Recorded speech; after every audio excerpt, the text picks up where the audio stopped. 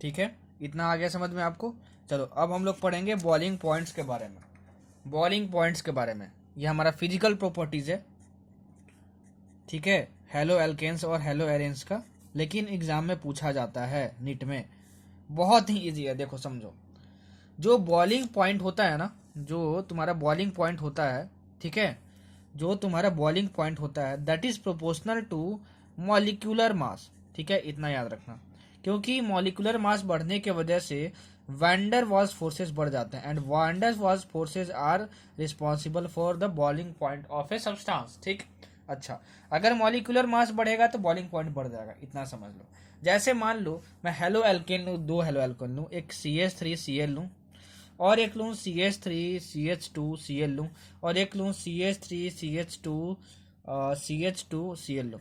बताओ इसमें से बॉइलिंग पॉइंट ऑर्डर क्या होगा, ठीक है, किसका सबसे ज्यादा होगा, किसका सबसे कम होगा, ये आपसे क्वेश्चन में पूछा जाएगा, बहुत सिंपल आएगा। देखो, तो मैं आपको ये बता दूं कि जैसे जैसे मॉलिक्यूलर मास बढ़ेगा वैसे वैसे बॉइलिंग पॉइंट बढ़ेगा। तो बताओ जरा, इसमें से मॉलिक्यूलर मास किसका ज्यादा होगा, जिसमें ज्यादा कार्बन होंगे, ठीक है, क्योंकि देखो Cl तो सब में है, Cl तो सब में है, Cl तो सब में है, ठीक है, लेकिन इसका मॉलिक्यूलर मास ज्यादा आएगा तो इसकी बॉइलिंग पॉइंट सबसे ज्यादा होगी, इसके बाद इसकी, फिर इसकी, ठीक है, ये तो तुम्हारा पहला पॉइंट हुआ, ठीक है। अगर मान लो आइसोमेरिक हेलो एल्केन्स की बात करें, आइसोमेरिक हेलो अल्केन्स की बात करें, ठीक है, आइसोमेरिक हेलो अल्केन्स का मतलब क्या हुआ, आइसोमर मतलब क्या होता है, सेम मॉलिक्यूलर फॉर्मूला होना चाहिए, सेम मॉलिक्यूलर फॉर्मूला होना चाहिए, सेम मॉलिक्यूलर फॉर्मूला होना चाहिए।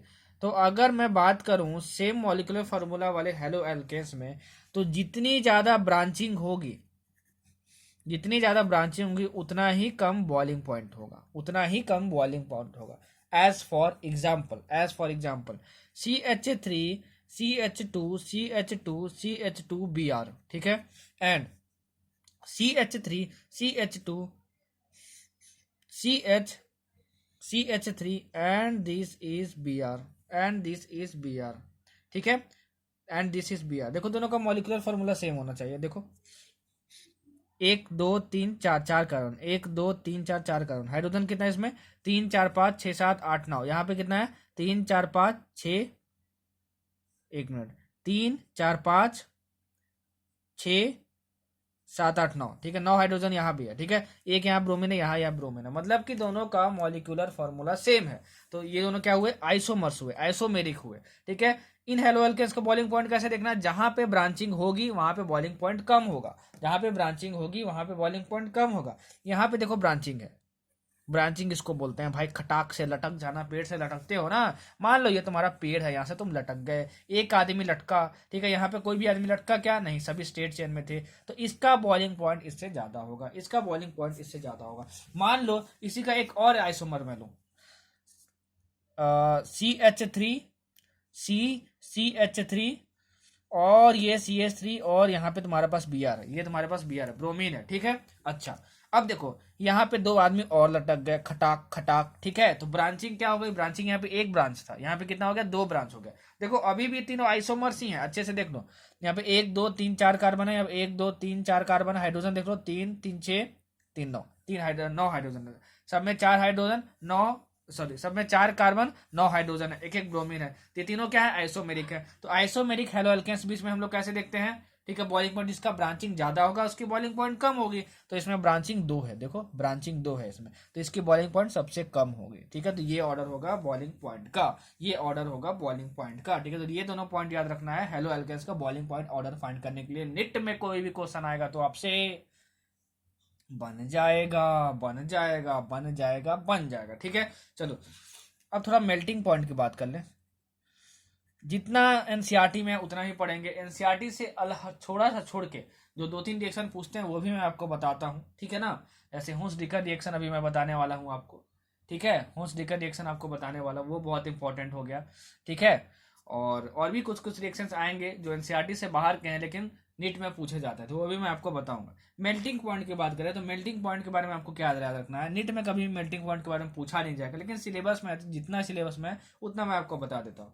देखो जो भी पैरा आइसोमर्स होते हैं, पैरा आइसोमर्स होते हैं उनकी जो मेल्टिंग पॉइंट होती है, बॉइलिंग पॉइंट की बात नहीं होती, ठीक है, मेल्टिंग पॉइंट होती है, this is higher of ortho and meta isomers, ortho and meta isomers, ortho and meta isomers, ortho and meta isomers, ठीक है। इसका रीजन पूछा जाता है, the melting point of para isomers is greater than ortho and meta isomers, ठीक है। Which of the following is the reason for it, 4 option दिया रहेगा, ठीक है। तो ये आप नोट कर लो, इट इज ड्यू टू कि जो पैरा आइसोमर्स होते हैं, जो पैरा आइसोमर्स होते हैं वो मोर सिमेट्रिकल होते हैं। देखो कोई भी चीज अगर सिमेट्री होती है ना, किसी भी चीज के पास अगर सिमेट्री होती है ना तो वो बहुत ही ज्यादा स्टेबल होता है, न्यूट्रल हो और सिमेट्री हो तो वो बहुत ही ज्यादा स्टेबल होता है। इस पॉइंट को भी नोट कर लेना। देखो जैसे मैं एग्जांपल दूं इसका, एक ही एग्जांपल दिया एनसीईआरटी में, और पूछेगा तो यही पूछेगा, फिर इसका रीजन पूछेगा, ठीक है ना। देखो ये तुम्हारे पास सीएल हो गया, ये तुम्हारे पास सीएल हो गया, ठीक है, और ये तुम्हारे पास ऐसे, और ये तुम्हारे पास CL and this is CL, ठीक है, और ये तुम्हारे पास ये हो गया, ठीक, सीएल और ये सीएल हो गया। बताओ पैरा सब आइसोमर्स है कि नहीं? हाँ, सब में 2-2 क्लोरीन है और सब में बेंजीन लगा हुआ है, ठीक है, सेम मॉलिक्यूलर फार्मूला होगा, तीनों आइसोमर्स हैं, इसलिए मैं यहाँ पे आइसोमर्स वर्ड यूज किया हूँ, ठीक है। यहाँ पे पारा आइसोमर कौन है? पारा पोजीशन ये है, ठीक है, सबको सिखा चुका हूँ, पैरा मेटा और ऑर्थो क्या होता है, हाइड्रोकार्बन में मैं सिखा चुका हूँ, ठीक है, ये है हमारा। अच्छा ये तुम्हारा क्या है? ये तुम्हारा मेटा है, और ये तुम्हारा क्या है? ऑर्थो पोजीशन है, इसके रिलेटिव में ऑर्थो पोजीशन है, ये समझ में आया। तो सबसे ज्यादा मेल्टिंग पॉइंट किसका होगा? सबसे ज्यादा मेल्टिंग पॉइंट किसका होगा? पैरा आइसोमर्स का होगा। किसका होगा? पैरा आइसोमर्स का होगा, तो इसका मेल्टिंग पॉइंट हाईएस्ट होगा, ठीक है। तो आपको 3 ऑप्शन दे देगा और आपसे बोला जाएगा कि बताओ कि मेल्टिंग पॉइंट हाईएस्ट किसका है, तो आप बोलोगे melting point highest para isomers का होता है। किसका होता है? पैरा आइसोमर्स का होता है, ठीक है। तो मेल्टिंग पॉइंट के बारे में इतना ही आपको याद रखना है। बॉइलिंग पॉइंट का आपसे ऑर्डर पूछेगा, और कैसे पूछेगा? ब्रांचिंग देखना है या फिर ये देखना है, ठीक है। ब्रांचिंग का पूछेगा तो जितनी ज्यादा ब्रांचिंग होगी उतनी ज्यादा कम बॉइलिंग पॉइंट होगी, और जितनी कम ब्रांचिंग होगी उतना ही ज्यादा बॉइलिंग पॉइंट होगा। समझ में आया? ठीक है, चलो अब देखते हैं कुछ इसके रिएक्शंस। जितना इंपॉर्टेंट है उतना ही पढ़ेंगे, ठीक है, जो नीट पॉइंट ऑफ व्यू से इंपॉर्टेंट है उतना ही पढ़ेंगे, ताकि आपसे क्वेश्चन बन जाए। टाइम बहुत कम है, ठीक है, बकैती मत मारना कि सर E1 पढ़ा दीजिए, E2 पढ़ा दीजिए। E1 E2 मैकेनिज्म जो है वो नीट के सिलेबस में नहीं है। हालांकि एक बार नीट में E1 E2 से क्वेश्चन पूछा हुआ है, लेकिन नीट के सिलेबस में E1 E2 मैकेनिज्म नहीं है। रेगुलर क्लासेस होती है तो मैं वो भी जरूर बता दिया होता आपको, लेकिन नीट पॉइंट ऑफ व्यू से वो इंपॉर्टेंट नहीं है, क्योंकि नीट में अभी तक उसे एक क्वेश्चन पूछा गया है और वो आपके सिलेबस में भी नहीं है, ठीक है। इसलिए E1 E2 मैकेनिज्म आपको मैं यहाँ पे नहीं बताऊंगा। चलो ठीक है, इतना हम लोग पढ़ लिए। आगे हम लोग पढ़ते हैं कुछ रिएक्शंस। देखो कुछ रिएक्शंस जो बोल रहा हूँ, जो लिख रहा हूँ, दोनों के बेसिस पे आप नोट्स बनाते जाना, ठीक है, दोनों के बेसिस पे आप नोट्स बनाते जाना। देखो अगर मान लो तुम्हारा जो RX है, ठीक है, बहुत इंपॉर्टेंट रिएक्शन है, ठीक है, बहुत इंपॉर्टेंट रिएक्शन है, अच्छे से नोट कर लेना, पूछा जाता है। RX, R मतलब क्या हुआ तुम्हारा? R तुम्हारा क्या हुआ? कार्बन चेन हुआ। X मतलब क्या हुआ तुम्हारा? हेलोजन हुआ। उसको तुम केसीएन से रिएक्ट करवाते हो एक बार में, और एक बार रिएक्ट तुम करवाते हो AgCN से, तो बताओ प्रोडक्ट क्या बनेगा? देखो जब तुम केसीएन से इसको रिएक्ट करवाओगे ना, पोटासियम साइनाइड से, किससे? पोटासियम साइनाइड से, ठीक है, जब तुम इसको रिएक्ट करवाओगे तो तुम्हारा ये जो बन जाता है वो बनता है, X हट जाता है और ये CN आके यहाँ पे जुड़ जाता है, तो तुम्हारा बनता है RCN, ठीक है। लेकिन अगर तुम यहाँ पे AgCN यूज किए, ठीक है, तो X तो तुम्हारा हटेगा और CN तो आके यहाँ जुड़ेगा, लेकिन ये बनता है RNC, RNC, RNC। ये जो NC है ये होता है आइसोसाइनाइड, ये होता है आइसोसाइनाइड, ठीक है। और ये जो CN होता है उसको हम लोग बोलते हैं साइनाइड, इसको हम लोग क्या बोलते हैं? साइनाइड, इसको हम लोग क्या बोलते हैं? साइनाइड। तो अगर तुम किसी भी अल्काइल हैलाइड को, मतलब अल्काइल हाइड बोलो या फिर क्या बोल सकते हो तुम इसको हेलो एल्कोन बोल सकते हो, उसको तुम केसीएन से रिएक्ट करवाओगे तो वो तुम्हारा RCN बचेगा, RCN बनेगा, दैट इज अल्काइल साइनाइड बनेगा तुम्हारा। लेकिन अगर AgCN से रिएक्ट करवाओगे तो RNC बनेगा, दैट इज तुम्हारा आइसोसाइनाइड बनेगा, ठीक है। ये एनसीईआरटी के एग्जाम्पल में भी दिया हुआ है, अभी तक शायद किसी एग्जाम में पूछा नहीं है, एक बार BHU में पूछा था ये क्वेश्चन, ठीक है, BHU BSc के एंट्रेंस एग्जाम में, नहीं तो नीट में अभी तक कभी पूछा नहीं हुआ। तो बहुत इंपॉर्टेंट है, ध्यान रखना। हो सकता है डायरेक्ट बस यही आ जाए, ठीक है, और बच्चे यहाँ पे यहाँ पे CN है तो CN रिप्लेस करके आ जाए और RCN लिख देंगे, ठीक है। तो बोलोगे सर हम तो नहीं लिखेंगे, हम तो आपके स्टूडेंट हैं, हम तो बिल्कुल भी सही करके आएंगे, हम तो बिल्कुल भी सही करके आएंगे। तो इस चीज का भाई ध्यान रखना, थोड़ा सा इस चीज का थोड़ा सा ध्यान रखना, ठीक है। चलो आगे बढ़ते हैं। आगे लिखो हुंस डिकर रिएक्शन। ये देखो एनसीईआरटी में नहीं है लेकिन पूछा जाता है बहुत। जो पूछा जाता है, जो इंपॉर्टेंट है, सब कुछ बताऊंगा। नीट के सिलेबस में जितना है उतना जरूर बताऊंगा, ठीक है। और क्वेश्चन आएगा यहाँ से, देख लेना। देखो हुंस डिकर रिएक्शन बहुत इंपॉर्टेंट रिएक्शन है। यहाँ से तुम्हारा ब्रोमो एल्केन्स प्रिपेयर किए जाते हैं, ठीक है। ब्रोमो एल्केन्स प्रिपेयर किए जाते हैं। आपको क्या पता है क्या दिया होगा इसमें? आपको रिएक्शन दिया होगा और आपको बोला जाएगा कि बताओ कि ये कौन सा रिएक्शन है, तो आप बोलोगे हुंस डिकर रिएक्शन है। देखो इसमें कैसे प्रिपेयर किया जाता है, ठीक है, कैसे प्रिपेयर किया जाता है, ठीक है। अगर किसी भी फैटी एसिड का सिल्वर सॉल्ट ले लेते हैं, ठीक है, एज फॉर एग्जाम्पल, सर क्या बोलिए इतना भयानक सा, CH3 CH2 COOAG, एजी होता है सिल्वर और ये होता है तुम्हारा फैटी एसिड, ठीक है, ये तुम्हारा होता है फैटी एसिड। तो silver salt of any fatty acid when reacts with bromine Br2 in presence of carbon tetrachloride, ठीक है। तो तुम्हारा क्या होता है, तुम्हारा सी, ये जो चीज है, ये वाली जो पार्ट है वो बाहर निकल जाती है और इसके जगह Br जुड़ जाता है। तो तुम्हारा बचता है ये CH3CH2Br, ठीक है। और यहां से क्या निकलता है, CO2 गैस निकलता है, COO, ठीक है, प्लस, और ये यहाँ का एक Ag एक Br, तो यहाँ पे पूरे को रिप्लेस कर दिया और जो एक Br बच गया वो बन जाता है यहाँ पे AgBr बन जाता है, ठीक है। इस रिएक्शन को हम लोग बोलते हैं हुंस डिकर रिएक्शन। तो सबसे पहला क्वेश्चन ये पूछा जाता है कि अगर आपको ये दे दिया इक्वेशन, ठीक है ना, और आपको बोल दिया जाए कि बताओ कि कौन सा रिएक्शन है ये, तो आप बोलोगे हुंस डिकर रिएक्शन है ये, ठीक है। और आपसे ये बोला जाएगा कि Hunsdiecker reaction is used for the preparation of तो ब्रोमो एल्केन्स। देखो यहाँ पे ब्रोमीन लगा है और ये तुम्हारा एल्केन है, पूरा एल्केन है तुम्हारा, सो ब्रोमो एल्केन्स। तो हुंस डिकर रिएक्शन से बस इतना ही आता है। जो बता रहा हूँ, जितना बता रहा हूँ, जहां पे जितना समझाने की जरूरत है सब कुछ समझा रहा हूँ, ठीक है। अच्छे से समझो, बहुत इंपॉर्टेंट है सब कुछ। कुछ भी मेरे लेक्चर से आप स्केप करने की कोशिश मत करना, नहीं तो फिर इसमें तेरा घाटा मेरा कुछ नहीं जाता, समझे। तबीयत खराब है तब भी आपके लिए लेक्चर बना रहा हूँ, ठीक है, क्योंकि आपके लिए टाइम इंपॉर्टेंट है और मेरे लिए भी टाइम इंपॉर्टेंट है, और आपके लिए अभी इस टाइम पर ज्यादा है। क्यों? क्योंकि आपका एग्जाम पास में, एग्जाम तो मुझे देना नहीं है, एग्जाम तो आपको देना है, ठीक है। देखो यार कॉलेज वाले फिर एग्जाम का मेरा भी नोटिस मत निकाल ले, नहीं तो फिर बहुत दूर जाना पड़ जाएगा मुझे।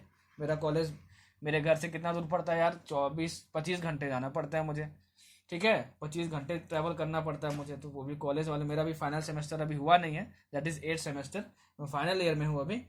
तो देखो यार, अगर एग्जाम का नोटिस ना आया तो बेहतर ही है, ठीक है, जैसे ही पास कर देता तो बहुत अच्छा था, क्योंकि तुम देखे होगे पूरे इंडिया भर में मैक्सिमम जो फाइनल ईयर के स्टूडेंट्स हैं उनको बिना एग्जाम के पास कर दिया गया है। मतलब प्रीवियस ईयर्स का जो भी तुम मार्क्स लाए हुए हो, प्रीवियस सेमेस्टर में जो मार्क्स लाए हो, उसको ग्रेड को देखते हुए पास कर दिया गया सबको, ठीक है ना, बहुत सारे कॉलेजेस में। लेकिन हमारे कॉलेज ने अभी तक हमें पास नहीं किया है भाई। देखो वो एग्जाम लेते हैं या फिर पिछले ग्रेड्स को देख के पास कर जाते हैं, लेकिन मैक्सिमम प्रोबेबिलिटी तो यही मुझे अब लग रही है कि मेरा कॉलेज एग्जाम लेगा ही लेगा। और एग्जाम का ले लिया और नोटिस निकल गया भाई कि अब कॉलेज आना है और ऑफलाइन एग्जाम होगा, तो भाई क्या बोलूं भाई, मतलब बहुत दिक्कत हो जाएगी यार। 25 घंटा ट्रैवल करके जाना है, और प्लस ऐसे सिचुएशन में 25 घंटा ट्रैवल करके जाना, आप समझ रहे हो कितना रिस्की हो सकता है। खैर, होप फॉर द गुड। हो सकता है कि बाकी सारे कॉलेजेस की तरह जहाँ पे फाइनल ईयर स्टूडेंट को प्रमोट कर दे रहा है, हम लोग को भी प्रमोट कर दिया जाए, ठीक है। देखते हैं क्या होता है, अभी चिंता करके क्या ही करेंगे, ठीक है। जो होना होगा सो होगा ही, ठीक है, सो होगा ही। चलो अब बढ़ते हैं हम लोग आगे, ठीक है, अब बढ़ते हैं आगे। और दूसरा रिएक्शन हम लोग देखेंगे जो कि बहुत सारे एग्जाम में पूछा जाता है, ये भी नेम्ड रिएक्शन है, Ullman Ullman by aryl synthesis. ये भी एनसीईआरटी में नहीं है, ठीक है, लेकिन बहुत पूछा जाता है, बहुत पूछा जाता है। देखो इसमें क्या होता है, इसमें क्या होता है, आयोडोबेंजीन को, ठीक है, ये तुम्हारा होगा, देखो आयोडोबेंजीन को, ये तुम्हारा क्या आई, और ये है तुम्हारा आयोडोबेंजीन। इसको हम लोग रिएक्ट करवाते हैं इन the presence of copper plus एक और आयोडोबेंजीन लेके, एक और आयोडोबेंजीन लेके, ठीक है, एक और आयोडोबेंजीन लेके आई, ठीक है। देखो ये भी आयोडोबेंजीन ही है, और इसको हम लोग पैक करके सील्ड ट्यूब में, ठीक है, हीट कर देते हैं। जैसे ही हीट करेंगे हम लोग, तो ये क्या होता है कि ये आई और आई ग्रुप निकल जाता है और ये दोनों सिंगल बॉन्ड से जुड़ जाते हैं, ठीक है। तो ये तुम्हारा क्या हो गया, ऐसा बन गया, ठीक है।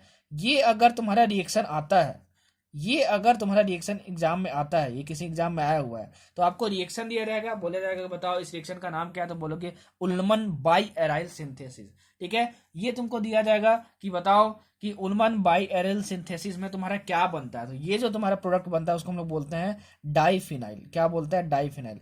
सो diphenyl is prepared by which of the following method, Ullmann by aryl synthesis. जो बोल रहा हूँ, जो लिख रहा हूँ, दोनों के बेसिस पे नोट्स बनाना, ठीक है। हाँ, बहुत सारे बच्चे बोल रहे थे सर मेरे पास टाइम नहीं है, सर हम बहुत ज्यादा आलसी हैं, ठीक है, तो सर आपके नोट्स कहाँ मिल जाएंगे, ठीक है। तो मैं हर लेक्चर में आपको बताता हूँ यार, ठीक है, फिर भी आप पूछते हो मुझे, ठीक है, कि सर कहाँ से नोट्स मिलेंगे, ये सब वगैरह। देखो, self made notes are the best notes. खुद से नोट्स बनाओगे ना तो पता होता है कि मैंने क्यों लिखा था ये पॉइंट, मेरे को क्या रिवाइज करना है, और जहां से मैंने नोट किया था तो सर ने इस पॉइंट पे क्या बताया था, तो अच्छे से याद रहता है।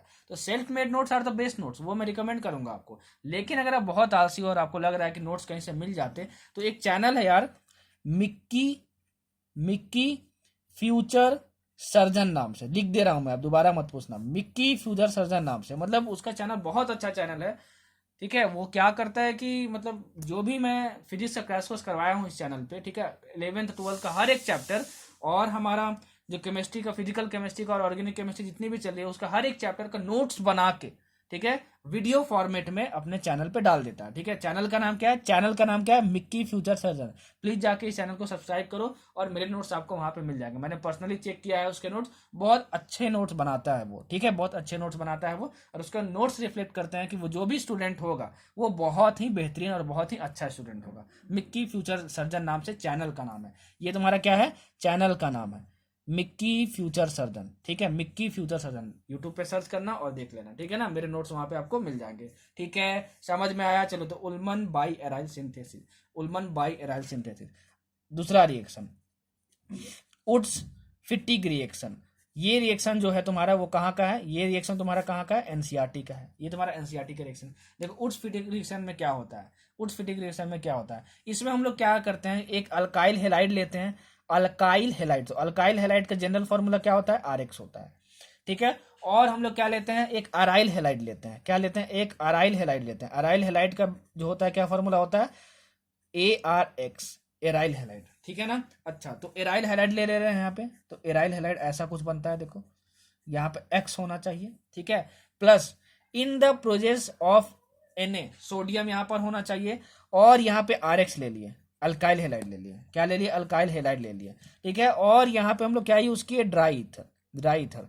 तो होता क्या है, होता क्या है कि ये वाला जो R ग्रुप है इसको रिप्लेस कर देता है, इसको क्या कर देता है, रिप्लेस कर देता है। तो तुम्हारा क्या बनेगा, देखो सर ने बताया कि इस ग्रुप को क्या होगा, ये रिप्लेस कर देगा आर वाला, तो इसको रिप्लेस कर देगा, तो तुम्हारा बन जाएगा ये आर, ये तुम्हारे पास बन जाएगा आर, ठीक है, ये बन जाएगा तुम्हारे पास R. So mixture of alkyl halide and aryl halides gives alkyl arene. ये तुम्हारा क्या दे रहा है, एल्काइल एरीन दे रहा है, इसको क्या बोलते हैं, एल्काइल एरीन, ठीक है। क्योंकि देखो ये तुम्हारा एरोमेटिक कंपाउंड है, उसके साथ अल्काइल ग्रुप जुड़ा हुआ है, इसलिए इसको हम लोग बोलते हैं एल्काइल एरीन, ठीक है, एल्काइल एरीन, ठीक है। तो ये अल्काइल एराइन देता है when it is treated with sodium in the presence of dry ether, this is called Wurtz Fittig reaction. तो आपसे ये पूछा जा सकता है कि Wurtz Fittig reaction is use for the preparation of, तो आप क्या बोलोगे, अल्काइल एरीन्स। बहुत इंपॉर्टेंट, बहुत इंपॉर्टेंट। और क्वेश्चन आपसे क्या पूछ सकता है कि बताओ कि ये रिएक्शन तो वो गिवन होगा, और बताओ कि क्या प्रोडक्ट बनेगा, बोलोगे बाप रे बाप सर ये कितना भयानक सा स्ट्रक्चर दिया होगा, Na लिखा रहेगा, ड्राई ईथर लिखा रहेगा। बोलोगे सर हम तो आपके स्टूडेंट हैं, हम तो सॉल्व करके जरूर आएंगे, और निट फोड़ के आएंगे, फोड़ के आएंगे, फोड़ के आएंगे। अपने मनोबल को, अपने मनोबल को नीचा मत करना, नीचा मत करना, ठीक है। मेहनत करते रहो, जो होना होगा सो होगा ही, ठीक है। तो ये आपको दिया रहेगा और आपको ये प्रोडक्ट बनाना होगा, तो आप डायरेक्ट बना दोगे, इसमें कुछ ज्यादा दिमाग नहीं लगाना। एक होता है उड्स फिटिक रिएक्शन, और एक सिंपली होता है फिटिक रिएक्शन। क्या होता है, फिटिक रिएक्शन, ठीक है। फिटिक रिएक्शन भी जो होता है वो डाइफेनाइल के लिए यूज होता है, डाइफेनाइल के लिए यूज होता है बनाने के लिए। देखो यहाँ भी डाइफेनाइल बनाया जा रहा था इस रिएक्शन से भी, ठीक है ना, और इस रिएक्शन से भी बनाया जाता है। देखो इस रिएक्शन में क्या होता है, हम लोग क्या करते हैं, एराइल हेलाइड ले लेते हैं, एराइल हेलाइड ले लेते हैं, ये एराइल हेलाइड, ठीक है। एराइल हेलाइड मतलब क्या हुआ तुम्हारा, ये हुआ तुम्हारे पास, और ये एक्स हुआ, और प्लस यहाँ पे सोडियम, और यहाँ पे ईथर ले लेते हैं, ठीक है। तो ये होता क्या है कि जो Na है, ठीक है ना, इस X को हटा देता है, ठीक है, और क्या करता है कि एक और इसी बेंजीन को जोड़ देता है साथ में। जैसे फॉर एग्जांपल ये ऐसे हो जाता है, देखो ये ऐसे हो जाता है, ये ऐसा बन जाता है। देखो तुम्हारा क्या है, यही प्रोडक्ट तो है, दोनों दोनों डाइफिनाइल है, क्या दोनों डाइफिनाइल है। सो डाइफिनाइल इससे भी बनाया जाता है और इससे भी बनाया जाता है, और ये Na और X मिलके प्लस NaX बन जाता है। यहाँ पे X क्या है तुम्हारा, हेलोजन है। X क्या है तुम्हारा यहाँ पे, हेलोजन है। तो ये पूछा जाता है कि बताओ फिटिक reaction is use for the preparation of diphenyl.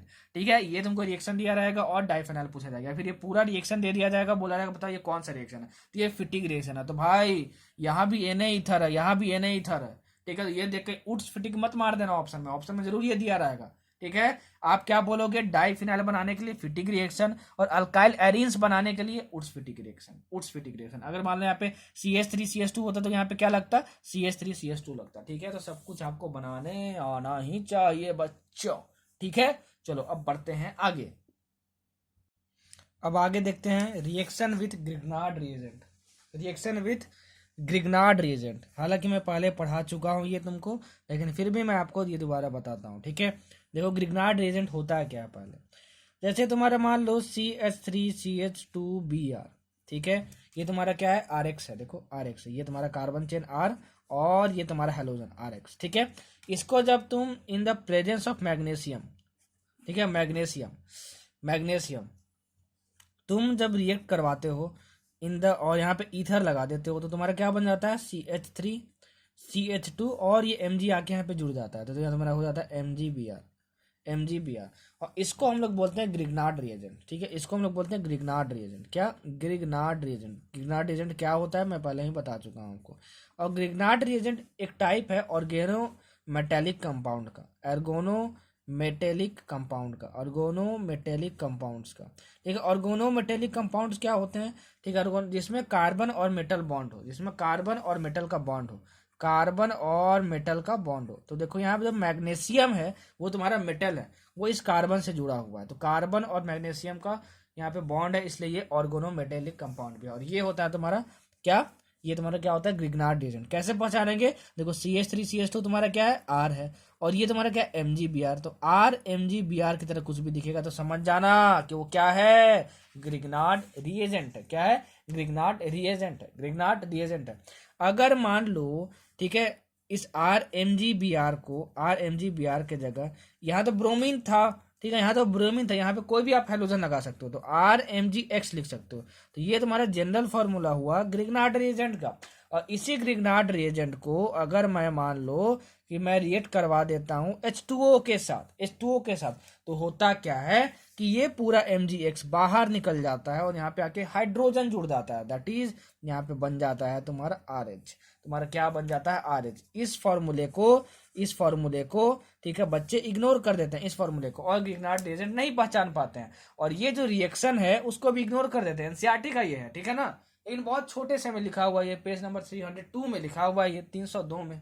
ठीक है ना, तो इसको बच्चे स्केप कर देते हैं। क्या करते हैं बच्चे, इसको स्केप कर देते हैं। ठीक है, लेकिन ऐसा पूछा जाता है एग्जाम में, ये रिएक्शन बहुत पूछा जाता है, आपको ग्रिग्नार्ड रिएजेंट दिया रहेगा and this is reacted with water, तो तुम्हारा क्या होगा, MgX बाहर निकल जाता है और यहाँ से एक हाइड्रोजन मिलकर यहाँ पे जुड़ जाता है, तो यहाँ पे बन जाता है RH। As for example CH3CH2 MgCl यहाँ पे मैं लूँ और प्लस H2O के साथ मैं रिएक्ट करवा दूँ, तो बताओ क्या बनेगा। तो देखो ये तुम्हारा क्या है, R है, ये तुम्हारा क्या है, Mg है, और ये तुम्हारा क्या है, हेलोजन दैट इज X। इसको तुम H2O के साथ रिएक्ट कराओ तो तुम्हारा क्या बनता है, RH बनता है। ठीक है, तो R वाला पार्ट बाहर निकलो, R वाला पार्ट क्या था, CH3CH2 था, और यहाँ पे एक हाइड्रोजन जोड़, तो हाइड्रोजन जोड़ दिए, तो तुम्हारा क्या बन गया, ये किसके इक्विवेलेंट है, ये तुम्हारा CH3, तो ये तुम्हारा बन गया एल्केन। तुम्हारा क्या बन गया, एल्केन। ठीक है, तो तुम देख सकते हो यहाँ पे जो तुम्हारा हाइलाइट था, यहाँ पे जो हेलोजन था वो हट गया, Mg भी हट गया, और ये तुम्हारा किस में चेंज हो गया, ये तुम्हारा हाइड्रोकार्बन में चेंज हो गया। जहाँ पे जिस कार्बन और सिर्फ हाइड्रोजन हो, ऐसे कंपाउंड क्या बोलते हैं, हाइड्रोकार्बन्स होते हैं। हाइड्रोकार्बन्स तो मैं पूरा पढ़ा चुका, समझ में तो आपको आ ही गया होगा। ठीक है, चलो अब बढ़ते हैं आगे। अब हम लोग पढ़ेंगे हाइड्रो हैलोजिनेशन रिएक्शन। आप बोलोगे सर ये तो आपने कहीं पढ़ाया है, मैं बोलूंगा हाँ बिल्कुल पढ़ाया हूँ, ये मैं पढ़ाया हूँ कहाँ पे आपको, हाइड्रोकार्बन्स में, इसलिए मैं यहाँ पे रिपीट नहीं करूंगा, क्योंकि मैं बता चुका हूँ कि जो रिएक्शन दोबारा रिपीट होगा किसी भी चैप्टर में तो मैं उसको रिपीट नहीं करूंगा। अब देखना तो सीक्वेंस वाइज देखना, हर एक लेक्चर देखना, तभी आपके लिए अच्छा होगा, नहीं तो अगर कोई भी लेक्चर स्किप करोगे तो फिर घाटा आपका होगा। तो डिहाइड्रो हैलोजिनेशन रिएक्शन में बता चुका हूँ कहाँ पे, मैं बता चुका हूँ हाइड्रोकार्बन में, तो मैं यहाँ रिपीट नहीं करूंगा, लेकिन फिर भी थोड़ा बहुत यहाँ पे बता दे रहा हूँ, ठीक है। Dehydro halogenation reaction beta elimination reaction कहलाता है। इसमें क्या होता है, एलिमिनेशन होता है। किसका होता है एलिमिनेशन, यहाँ पे होता है एलिमिनेशन, देखो यहाँ पे एलिमिनेशन होता है HBr का, HCl का, ठीक है, या फिर HI का, ठीक है, यहाँ पे एलिमिनेशन होता है, ठीक है। अच्छा, तो देखो एक रिएक्शन मैं तुम्हारे सामने ले रहा हूँ, जैसे मान लो तुम्हारे पास CH3 है, CH2 है, CH2 है, और यहाँ पे CH है, और यहाँ पे CS2 है, और यहाँ पे H है, और यहाँ तुम्हारा लगा हुआ है Br, ठीक है, यहाँ पे Br दिया हुआ। डीहाइड्रो हेलोजिनेशन में हम लोग क्या यूज करते थे, याद करो, याद करो, हम लोग यूज करते थे एल्कोहलिक KOH, ठीक है। मैं कहाँ बताया था आपको, हाइड्रोकार्बन में बताया था। जो बच्चे देखे होंगे सो देखे होंगे, नहीं देखे होंगे तो भाई तुम्हारा घाटा है, ठीक है। अच्छा, तो यहाँ पे Br लगा हुआ, तो होता क्या था कि जो फंक्शनल ग्रुप से जुड़ा हुआ था कार्बन उसको अल्फा कार्बन बोलते थे, और उसके बगल वाला जो कार्बन होता था उसको बीटा कार्बन बोलते थे। तो इसके बगल में दो कार्बन है, ये भी है, तो ये बीटा कार्बन हुआ और ये बीटा कार्बन हुआ, ठीक है। तो बीटा कार्बन से हम लोग को H हटाना रहता था, ठीक है, बीटा कार्बन से हम लोग को H हटाना रहता था, ठीक है। H हटा के हम लोग को क्या करना रहता था, इस H हटा, इसको इस H को हटा दो यहां से, और इस Br को हटा दो, और जहां से H हटाया उस कार्बन के बीच में और जिस फंक्शनल ग्रुप पे जो कार्बन लगा यहाँ पे डबल बॉन्ड लगा दो, तो तुम्हारा क्या प्रोडक्ट बनेगा, तुम्हारा बनेगा CH3 CH2 CH2, और यहाँ पे तुम्हारा क्या हो गया, यहाँ पे तुम्हारा हो गया CH, Br हटा दिए, इससे हाइड्रोजन तुम हटाए हो तो यहाँ डबल बॉन्ड लगा देना, तो तुम्हारे पास हो गया डबल बॉन्ड CH2। ये भी हो सकता था कि Br तो तुम्हारा हटेगा ही, लेकिन इस बीटा कार्बन से हाइड्रोजन हटा सको, तो इस बीटा कार्बन से हाइड्रोजन हटाओ, यहां से मत हटाओ, तो तब तुम्हारा क्या बनेगा, देखो प्लस CH3 CH2,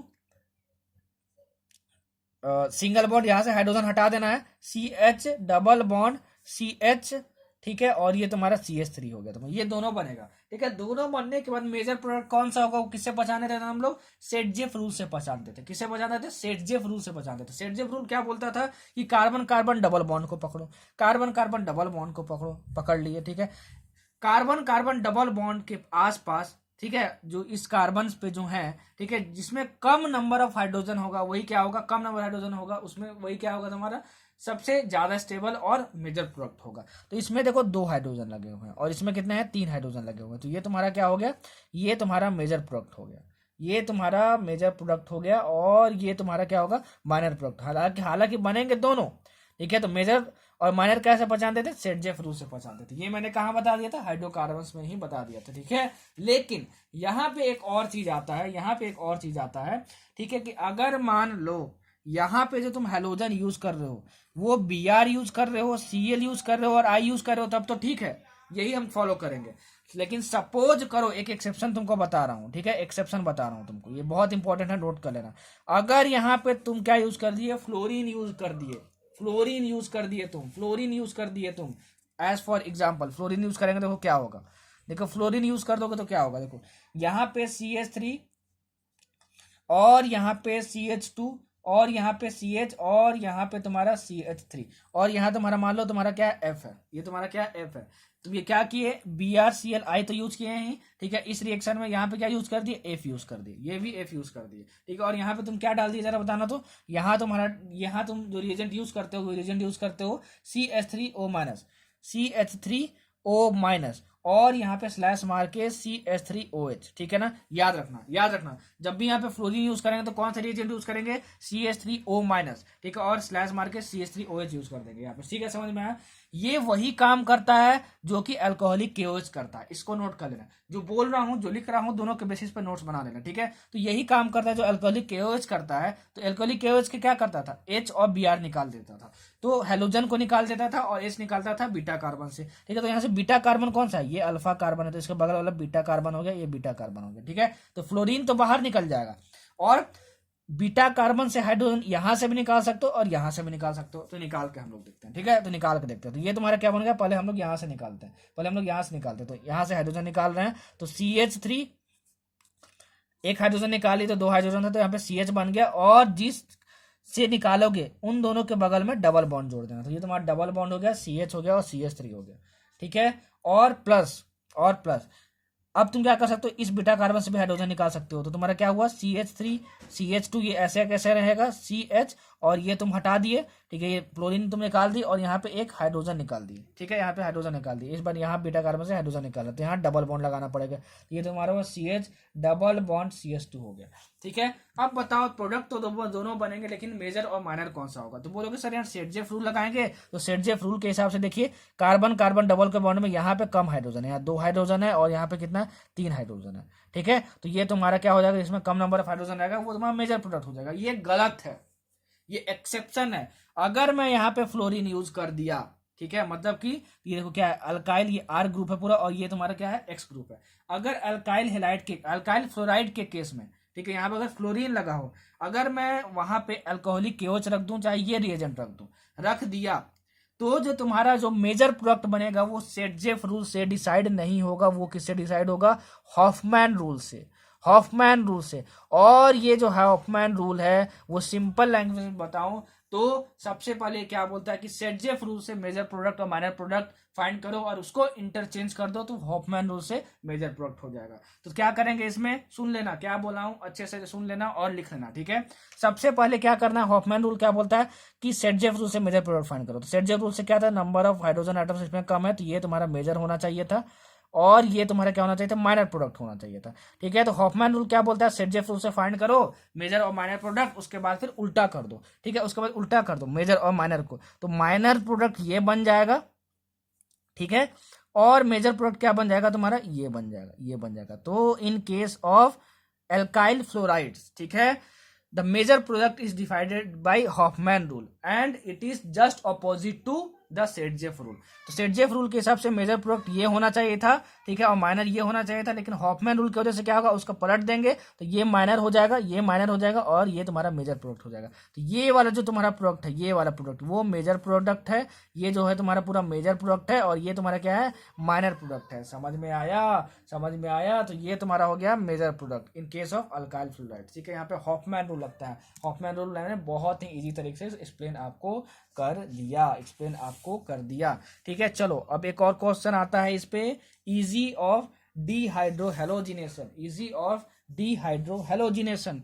देखो देखो देखो देखो देखो देखो, जो क्वेश्चन आता है सब कुछ बताऊंगा, कुछ भी नहीं छोड़ूंगा। इजी ऑफ डीहाइड्रोहेलोजिनेशन, डीहाइड्रोहेलोजिनेशन का मतलब क्या होता है जरा बताना तो आप। डीहाइड्रोहेलोजिनेशन का मतलब होता है, डीहाइड्रोहेलोजिनेशन का मतलब होता है कि डी निकालना, हाइड्रोजन, और हेलोजिनेशन मतलब तुम्हारा क्या हुआ, तुम्हारा HX, ठीक है, एक्स क्या है तुम्हारा, हेलोजन है, ClBrIF, ठीक है।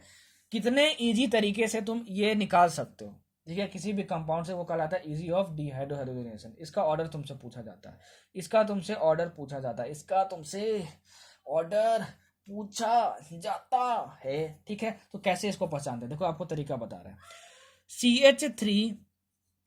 CH2Cl है, ठीक है, और यहाँ पे CH3 है और यहाँ पे CH है और यहाँ पे CH3 है और यहाँ पे Cl है और तुम्हारे पास एक CH3C और यहाँ पे तुम्हारे पास CH3 है और यहाँ पे CH3 है और यहाँ पे Cl है। बताओ कि किस कंपाउंड से HCl मतलब डीहाइड्रोहेलोजिनेशन, ठीक है, इजी तरीके से सबसे हो सकता है। तो एक पॉइंट याद कर लो, जहां पे सबसे ज्यादा मोस्ट स्टेबल कार्बोकटायन बनेगा, ठीक है, वो सबसे ज्यादा आसान तरीके से डीहाइड्रोजनेशन करवाया जा सकता है, क्योंकि डीहाइड्रोजनेशन करवा दोगे, निकाल दोगे, तो तुम्हारा जो कार्बोकटायन बनेगा वो बहुत ही स्टेबल होगा, तो बोलेगा भाई तुम निकाल दो, मैं तो स्टेबल बन जा रहा हूँ। समझ में आया, तो ये पॉइंट आपको ये याद रखना है, ये पॉइंट आपको याद रखना है। तो यहाँ से सबसे पहले क्या करो, बस सबसे Cl निकाल के बस देखना है, सबसे Cl निकाल के बस देखना है। तो यहाँ से क्या बनेगा, CH2 प्लस बनेगा कार्बोकटायन, इसमें क्या बनेगा,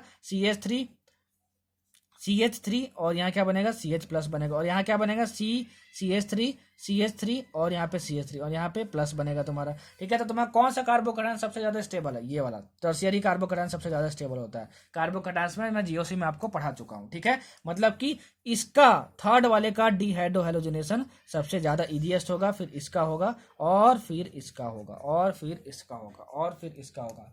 समझ में आया, तो ये पूछा जाता है ऐसा क्वेश्चन, ठीक है। तो ध्यान में रखना, क्या देखना है आपको, Cl निकाल के मोस्ट स्टेबल कार्बोकटायन देखना है, जिसका मोस्ट स्टेबल कार्बोकटायन बन रहा होगा वो फिर क्या होगा, बहुत इजी तरीके से उसका डीहाइड्रोजनेशन करवाया जा सकता होगा, ठीक है। जहां से जो क्वेश्चन आता है सब कुछ बताऊंगा, कुछ भी नहीं छोड़ूंगा भाई, जो बोलता हूं जो लिखता हूं दोनों के बेसिस पे बस आप नोट्स बना लेना। अब हम लोग पढ़ते हैं reactions of hello arenes. Hello मतलब जिसमें तुम्हारा क्या लगा हो, एक्स ग्रुप लगा हो। एक्स ग्रुप मतलब क्या लगा हो, हेलोजन लगा हो तुम्हारा, हेलो एरीन्स। और एरीन्स मतलब क्या हुआ तुम्हारे पास, एरोमेटिक कंपाउंड, ठीक है, जिसमें एरोमेटिक कंपाउंड लगा हो तुम्हारा, ठीक है। तो जो एराइल हेलाइड्स होते हैं, मतलब जो हेलो एरीन्स होते हैं, ठीक है, they are aryl halides, they are very less reactive towards nucleophilic substitution reaction. इसका रीजन पूछा जाता है, सब्सटीट्यूशन रिएक्शन। आपसे पता है क्या पूछा जाएगा नीट में, आपसे बोला जाएगा which of the following relation is correct keeping in regard that aryl halides are less reactive towards nucleophilic substitution reaction. तो उसका दो रीजन है, उसका दो तीन रीजन है, दो रीजन ज्यादातर पूछा जाता है। मैं आपको बताता हूँ होता क्या है। जैसे एक अराइल हेलाइड मैं ले लूँ, एक अराइल हेलाइड ले लूँ, तो यहाँ तुम्हारा पे Cl लगा हुआ है, ये अराइल हेलाइड है तुम्हारा, ठीक है ना, अराइल हेलाइड एरोमेटिक कार्बन से हेलोजन लगा हुआ, उसको अराइल हेलाइड बोलते हैं, ठीक है। तो इसमें क्या होता है कि यहाँ पे लोन पेयर होता है, तो लोन पेयर होता है, तो इस Cl ग्रुप को रिप्लेस करना बहुत ही कठिन होता है, क्योंकि ये जो है वो अंदर की तरफ रेजोनेंस करता है, ठीक है। तो ये क्या होता है कि रेजोनेंस में होता है इसका हेलोजन ग्रुप इस रिंग के साथ, इसलिए न्यूक्लियोफिलिक सब्सटीट्यूशन बहुत ही टफ होता है। न्यूक्लियोफिलिक सब्सटीट्यूशन मतलब क्या होता है, बाहर से न्यूक्लियोफाइल आएगा और इस Cl ग्रुप को हटा के खुद जुड़ जाएगा। तो खुद जुड़ना मुश्किल होता है क्योंकि इसका लोन पेयर इसके कॉन्जुगेशन में होता है रिंग के। तो पहला जो रीजन है वो क्या है, रेजोनेंस। क्या है, रेजोनेंस। क्या है, रोजोनेंस। दूसरा रीजन क्या है कि न्यूक्लियोफाइल जब पास आता है इसके, न्यूक्लियोफाइल आता है इसके, तो न्यूक्लियोफाइल क्या होता है, जिसके पास 3-4 गर्लफ्रेंड होती हैं। सर ने बताया था जीओसी में, जिसके पास बहुत ही इलेक्ट्रॉन पेयर होता है, ठीक है। तो यहाँ पे देखो सर ने बताया था हाइड्रोकार्बन में कि ये जो तुम्हारे पास रिंग है, इस रिंग के पास ऑलरेडी ही इलेक्ट्रॉन डेंसिटी है, ठीक है। क्यों, ये पाई बॉन्ड्स की वजह से, ठीक है ना, पाई बॉन्ड्स की वजह से सर ने हाइड्रोकार्बन में बताया था। तो इसके पास ऑलरेडी इलेक्ट्रॉन पेयर था, इसके पास भी इलेक्ट्रॉन डेंसिटी काफी ज्यादा है। तो इलेक्ट्रॉन निगेटिव चार्ज का होता है, तो ये भी निगेटिव चार्ज का और ये भी निगेटिव चार्ज का है, तो दोनों एक दूसरे को रिपेल करते हैं। तो ये जो बेंजीन है वो बोलेगा न्यूक्लियोफाइल को, मैं भाई तुमको अपने पास नहीं आने दूंगा। तो इसलिए इजिली तरीके से ये रिएक्शन नहीं हो पाता है। तो दूसरा रीजन तुम्हारा क्या है, रिपल्सन। रिपल्सन किसके बीच में, बेंजीन रिंग के बीच में और न्यूक्लियोफाइल के बीच में, तो ये दोनों एग्जांपल आप याद रखना, ठीक है। समझ में आया आपका कि ये दोनों रीजन के वजह से आपका एराइल हैलाइड है less reactive towards nucleophilic substitution reaction. लेकिन अगर हम कुछ रिएजेंट यूज कर दे, ठीक है, तब हमारा जो है ये Cl ग्रुप रिप्लेस हो सकता है, ठीक है। वही मैं पढ़ाने वाला हूँ आपको। हालांकि रिएक्शन ऑफ हेलो एरीन से क्वेश्चंस बहुत कम पूछे जाते हैं, लेकिन जो पूछे जाएंगे वो एनसीईआरटी से पूछे जाएंगे। तो पहला रिएक्शन देखो, अगर मान लो तुम यहाँ पे रखे हो Cl, ठीक है, कोई भी Cl रखे हो, कुछ भी रख दिए, मान लो Br रख दिए, I रख दिए, और तुम यहाँ पे ले लिए NaOH एंड दूसरा ले लिए HCl या फिर H प्लस, दोनों का मतलब सेम हुआ, ठीक है ना। और इसको तुम हीट कर दिए, ठीक है। तो तुम्हारा क्या होता है कि ये OH ग्रुप जो है इसको रिप्लेस कर देता है, इसको सब्सटीट्यूट कर देता है। तो तुम्हारा क्या बन जाता है, तुम्हारा बन जाता है, देखो ये तुम्हारा बन जाता है ये प्रोडक्ट, ठीक है, ये इसको रिप्लेस कर देगा और ये बन जाएगा तुम्हारा OH, ये तुम्हारा बन जाएगा OH, ठीक है। दूसरा क्या होगा, अगर मान लो यहाँ पे NO2 ग्रुप लगा रहे हैं, यहाँ पे NO2 ग्रुप लगा रहे हैं और यहाँ पे Cl है, ठीक है, ध्यान देना, यहाँ पे Cl है तुम्हारा, ये तुम्हारा कहाँ लगा है, पैरा पोजिशन पे लगा है Cl के कंपेरिजन में, ठीक है। तब भी अगर तुम NaOH and H plus use करोगे और हीट कर दोगे तो तुम्हारा क्या बनेगा, यही बनेगा, OH तुम्हारा Cl को रिप्लेस कर देगा। बहुत इंपॉर्टेंट है, घबराना मत, OH को रिप्लेस कर देगा, ठीक है। और यहाँ तुम्हारा क्या बन जाएगा, NO2 यहाँ पे जाएगा, Cl को रिप्लेस करके OH आ जाएगा यहाँ पे। अगर मान लो ये NO2 यहाँ भी हो और यहाँ भी हो,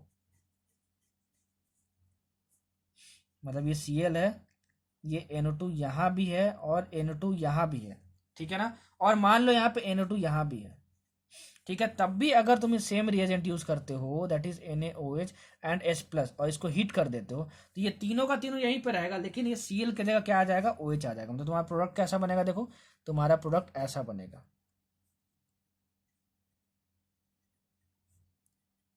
कौन से केस में, इस केस का प्रोडक्ट बता रहा हूं आपको, इस केस का प्रोडक्ट बता रहा हूं, मतलब कि सिर्फ एक रहे, चाहे दो रहे, चाहे तीनों रहे, ये तीनों के तीनों दो रहेगा तो देखो दोनों अटैच रहेगा और सीएल का जगह क्या आ जाएगा, बस OH आ जाएगा तुम्हारा। ठीक है, तो तुम्हारा प्रोडक्ट कैसे बनेगा वो मैंने आपको बता दिया, वो मैंने आपको क्या कर दिया, बता दिया। ठीक है, तो ध्यान रखना इस बात को कि रिएक्शन हम लोग कैसे करते हैं, रिएक्शन हम लोग कैसे करते हैं। ठीक है, इस केस में क्या होता है कि हम लोग इस केस में तो लेते हैं NaOH+, इसमें भी लेते हैं NaOH+। इसमें ये बहुत ही कम प्रिफरेबल होता है। इसके जगह हम लोग कभी कभी वार्म H2O भी यूज करते हैं, गर्म पानी इसमें डाल दिए और रिएक्शन करवा दिए तो तुम्हारा ये प्रोडक्ट बन जाता है। ठीक है, ध्यान रखना ध्यान रखना ध्यान रखना, बहुत इंपॉर्टेंट बहुत इंपॉर्टेंट बहुत इंपॉर्टेंट। ये आपसे पूछा जाता है, बच्चे घबरा जाते हैं, बाप रे बाप अब हम क्या बनाएं। तो ये आपको डायरेक्ट याद रखना है, एनसीईआरटी में दिया हो। इसके जगह वार्म H2O भी हम लोग यूज कर सकते हैं और ये हमारा प्रोडक्ट बन जाता है, ये हमारा प्रोडक्ट क्या होता है, बन जाता है।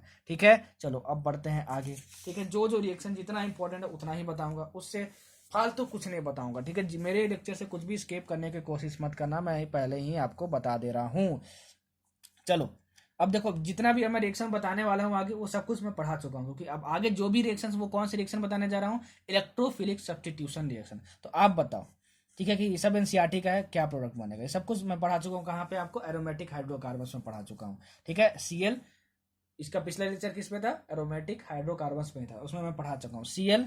Cl+Cl2 यहाँ पे यूज किया और यहाँ पे एनहाइड्रस FeCl3 यूज किया। अब तुम प्रोडक्ट बना के बताओ कैसे बनाएंगे, मैं सब कुछ वहां पे सिखा चुका था आपको। ठीक है, बोलोगे सर आपने बताया था कि जो क्लोरीन है वो ऑर्थो एंड पैरा डायरेक्टिंग है। क्या है वो, ऑर्थो एंड पैरा डायरेक्टिंग है। ऑर्थो एंड पैरा डायरेक्टिंग मतलब क्या होता है कि Cl2 और एनहाइड्रस FeCl3 के प्रेजेंस में क्लोरीन आके जुड़ता है। तो ये जो क्लोरीन जुड़ेगा या तो वो ऑर्थो पोजिशन पे जुड़ेगा या फिर कहाँ जुड़ेगा, वो पैरा पोजिशन पे जुड़ेगा, और दोनों प्रोडक्ट बनेंगे, दोनों प्रोडक्ट बनेंगे।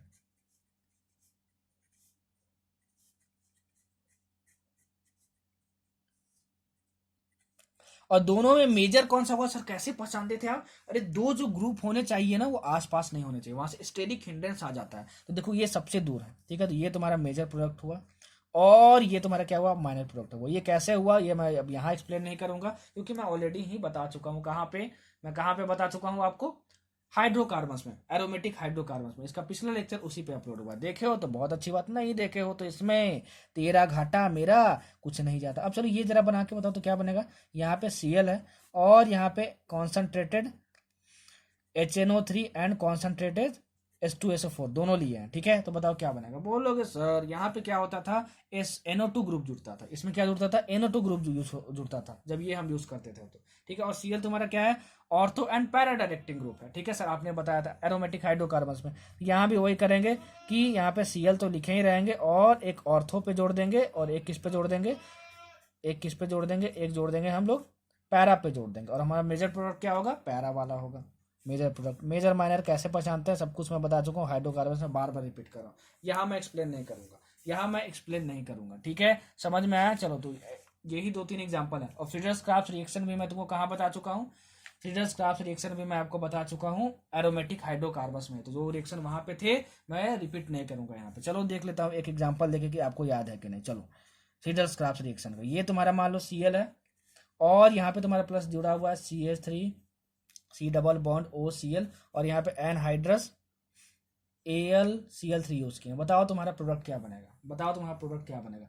बोलोगे सर क्लोरीन जो है ना वो ऑर्थो एंड पैरा डायरेक्टिंग है, ऑर्थो एंड पैरा डायरेक्टिंग है। ठीक है, तो इसमें क्या होता था, इसमें तुम्हारा क्या होता था, इसमें कौन सा ग्रुप जुड़ता था जरा बताना। तो इसमें तुम्हारा जुड़ता था ये वाला ग्रुप, ये वाला CH3CO ग्रुप जाके जुड़ता था। ठीक है ना, ये ग्रुप तुम्हारा जुड़ जाता था। ठीक है ना, एसिटाइल ग्रुप जुड़ जाता था तुम्हारा। अच्छा, तो ये तुम्हारा क्या हुआ, ठीक है, ये यहाँ पे ऐसे जुड़ेगा, क्लोरीन तो यहाँ पर होगा ही, तो ऑर्थो पे जुड़ेगा, मतलब ये ऑर्थो पे जोड़ दो, पहले देख लो तो जरा, ये तुम्हारा कार्बन हुआ और ये तुम्हारा ऑक्सीजन हुआ और ये तुम्हारा CH3 हो गया। ठीक है, या तो तुम्हारा ऐसे जुड़ेगा,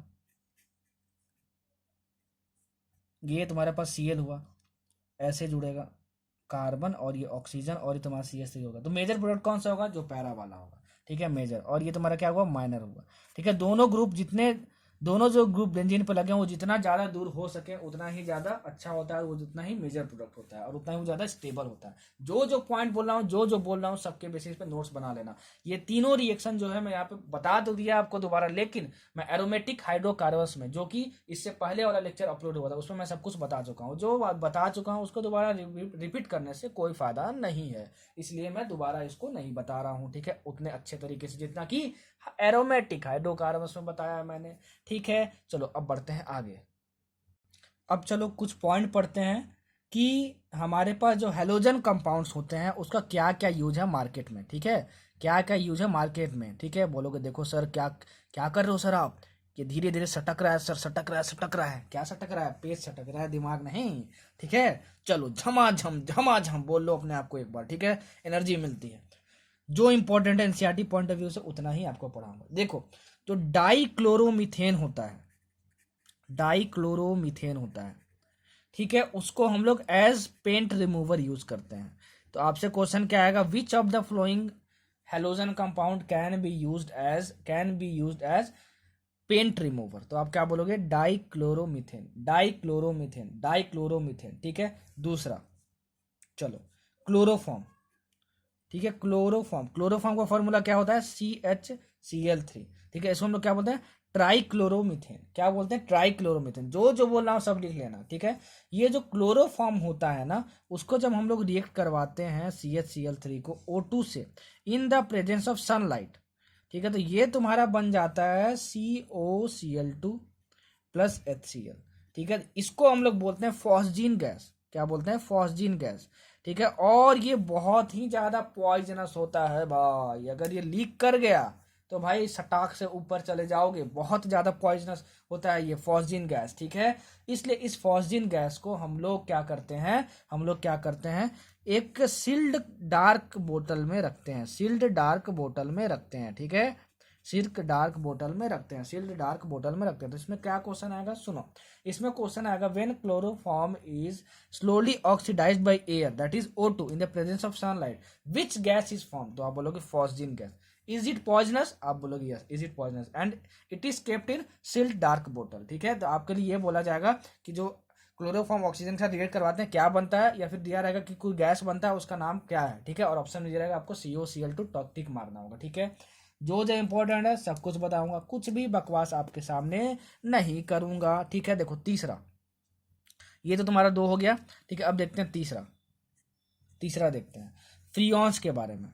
फ्रियॉन्स क्या होते हैं तुमको पता है, फ्रियॉन्स क्या होते हैं, अरे भाई फ्रियॉन्स जैसे एक फ्रियॉन का एग्जांपल पढ़ोगे, फ्रियॉन 12, इसका फॉर्मूला क्या होता है तुम्हारा, इसका फॉर्मूला होता है CCl2F2 होता है, बायोलॉजी में आप पढ़े होगे।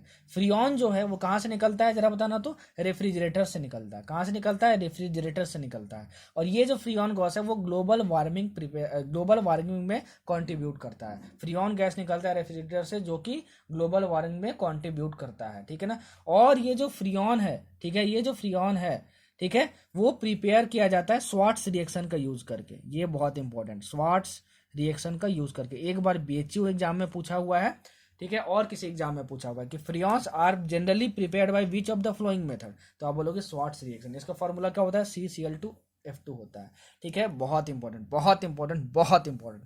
अब चलो जो सबसे ज्यादा इंपॉर्टेंट है, जो कि बहुत सारे एग्जाम में पूछा जा चुका है और बच्चों को हवा नहीं लगता कि कहाँ से पूछा है, ठीक है, ये भी एनसीईआरटी का ही है, DDT। DDT, ये जो DDT है इसका फुल फॉर्म पूछा जाता है, P, ठीक है, die chloro diphenyl trichloro ethane, ये इसका फुल फॉर्म है। पता नहीं कितने सारे एग्जामिनेशन में पूछा हुआ है और ये नीट में ही है, अरे सॉरी नीट के सिलेबस में बोला, ये तुम्हारे एनसीईआरटी में ही है, ठीक है। और जो DDT है वो एक तरह का फर्स्ट क्लोरीनेटेड मतलब इसमें क्लोरीन हो, इंसेक्टिसाइड है, ठीक है, याद रखना। तो आपसे ये पूछा जाएगा the first chlorinated insecticide was, तो आप बोलोगे DDT। और DDT का फुल फॉर्म पता नहीं कितने सारे एग्जामिनेशन में पूछा हुआ है, तो इसको याद कर लेना, PP dichloro diphenyl trichloro ethane, ठीक है ना। अच्छा, इसमें इसका स्ट्रक्चर भी पूछा जाता है बहुत सारे एग्जाम में कि बताओ स्ट्रक्चर कैसा है इसका, स्ट्रक्चर कैसा है इसका, ठीक है ना। स्ट्रक्चर देखो कैसा है, स्ट्रक्चर मैं बना देता हूँ, आप याद कर लो, एनसीईआरटी में हालांकि दिया हुआ है। इसका स्ट्रक्चर ऐसा है, यहाँ पे Cl ग्रुप लगा हुआ है और यहाँ पे H लगा हुआ है और यहाँ पे ये ऐसे है, ये Cl हो गया, ये Cl हो गया और ये Cl हो गया तुम्हारे पास, और ये तुम्हारा ये ऐसे, ठीक है, और तुम्हारा ये ऐसे, ठीक है, और ये तुम्हारे यहाँ पे Cl हो गया, यहाँ पे तुम्हारा Cl हो गया। तो ट्राइक्लोरो से ये मत समझ लेना कि यहाँ पे क्या है तुम्हारा 3 ही क्लोरीन है। आपसे पूछा जाता है बताओ डीडीटी के स्ट्रक्चर में कितने क्लोरीन, मतलब 5 है। यहाँ देखो डाई क्लोरो है और यहाँ पे ट्राई क्लोरो है, मतलब ट्राई मतलब 3, डाई मतलब 2, मतलब टोटल 5 क्लोरीन ग्रुप्स हैं यहाँ पे। तो आपसे पूछा जाता है कि बताओ डीडीटी के स्ट्रक्चर में कितने क्लोरीन ग्रुप्स हैं, तो 5 क्लोरीन ग्रुप्स हैं। बहुत इंपॉर्टेंट स्ट्रक्चर, याद कराना। ये किसका है, डीडीटी का स्ट्रक्चर है। तो आपसे पूछ सकता है कि विच of the following is the correct structure of DDT. इसका फुल फॉर्म याद करना, इसका स्ट्रक्चर याद कराना, बहुत इंपॉर्टेंट बहुत इंपॉर्टेंट बहुत इंपॉर्टेंट। ठीक है, चलो अब हमारा क्या बच गया, बस SN2 एंड SN1 रिएक्शन बच गया। ठीक है, अगर haloalkanes and haloarene से क्वेश्चन आता है तो बहुत ज्यादा स्ट्रांगली चांस है कि SN2 और SN1 रिएक्शन से ही क्वेश्चन आएगा। ठीक है ना, उसको अच्छे तरीके से पढ़ते हैं। नीट पॉइंट ऑफ व्यू में जितना इंपॉर्टेंट है उतना ही पढ़ेंगे, कुछ भी बकवास नहीं पढ़ेंगे, कुछ भी बकवास नहीं पढ़ेंगे। ठीक है, तो हेडिंग डाल दो सबसे पहले SN2 रिएक्शन। ठीक है, SN2 रिएक्शन। SN2 रिएक्शन से पहले चलो थोड़ा सा ऑप्टिकल आइसोमेरिज्म के बारे में भी आपको बता दिया जाए।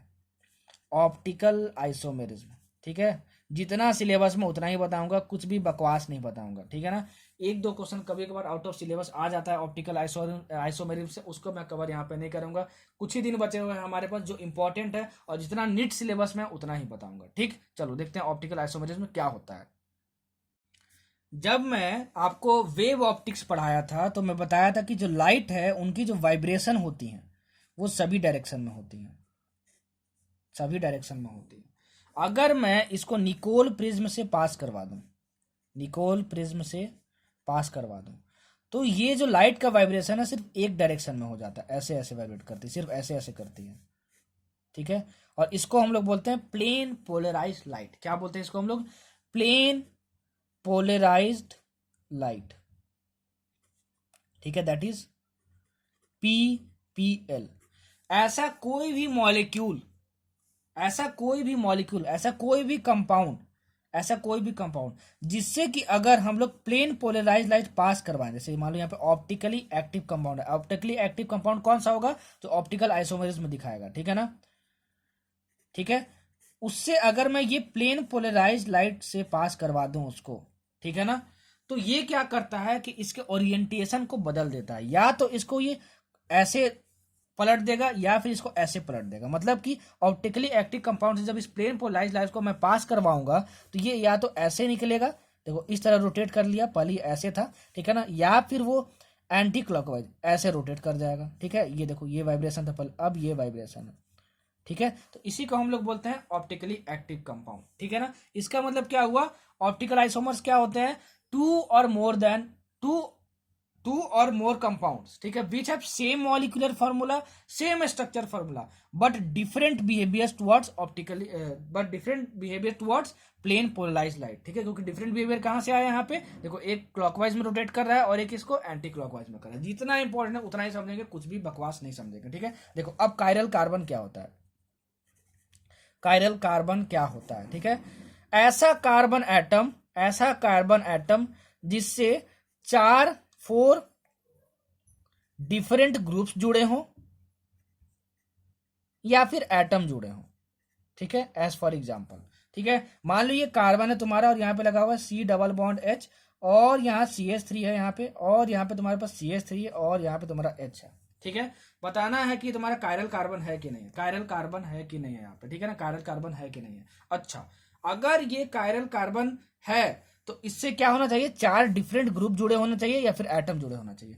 तो COOH डिफरेंट ग्रुप, इस कार्बन को देख रहे हैं। ठीक है, इससे H इससे डिफरेंट है, ये CH3 इससे डिफरेंट है, और यहाँ पे चौथा, ये दोनों सिमिलर हो गए। तो 4 डिफरेंट ग्रुप इससे जुड़े नहीं है, तो ये कायरल कार्बन नहीं है। ठीक है, अगर मान लो यहीं पे मैं लिख दूं COOH, ठीक है, और यहाँ पे CH3 और इसको रिप्लेस करके OH लगा दो ग्रुप, और यहाँ पे H, तो आप यहाँ देख सकते हो इस कार्बन को देखें तो इस कार्बन से ये COOH ग्रुप जुड़ा है, यहाँ से H, यहाँ से OH, यहाँ CH3, चारों डिफरेंट ग्रुप जुड़े हुए हैं और H डिफरेंट एटम जुड़ा हुआ है। ठीक है, इसका मतलब क्या हुआ, इसका मतलब ये कायरल कार्बन, और कायरल कार्बन को हम लोग स्टार से डिनोट करते हैं, और कायरल कार्बन को हम लोग दूसरा नाम भी देते हैं, कायरल कार्बन को दूसरा नाम भी देते हैं asymmetric carbon, asymmetric carbon, asymmetric carbon, asymmetric carbon, asymmetric carbon. ठीक है, एसिमेट्रिक कार्बन।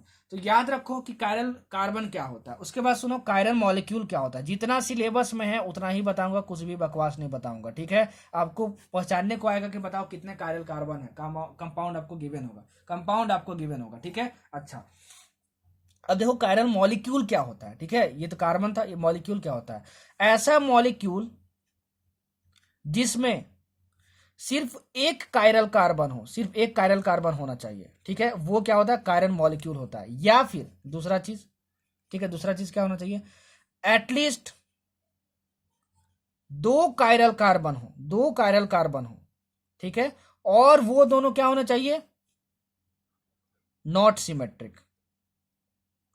तब तुम्हारा जो क्या होगा, वो मॉलिक्यूल कायरल होगा। मॉलिक्यूल कायरल होगा वो देखने का कंडीशन, ये दोनों कंडीशन है, चेक कर लेना, ठीक है ना। जैसे फॉर एग्जाम्पल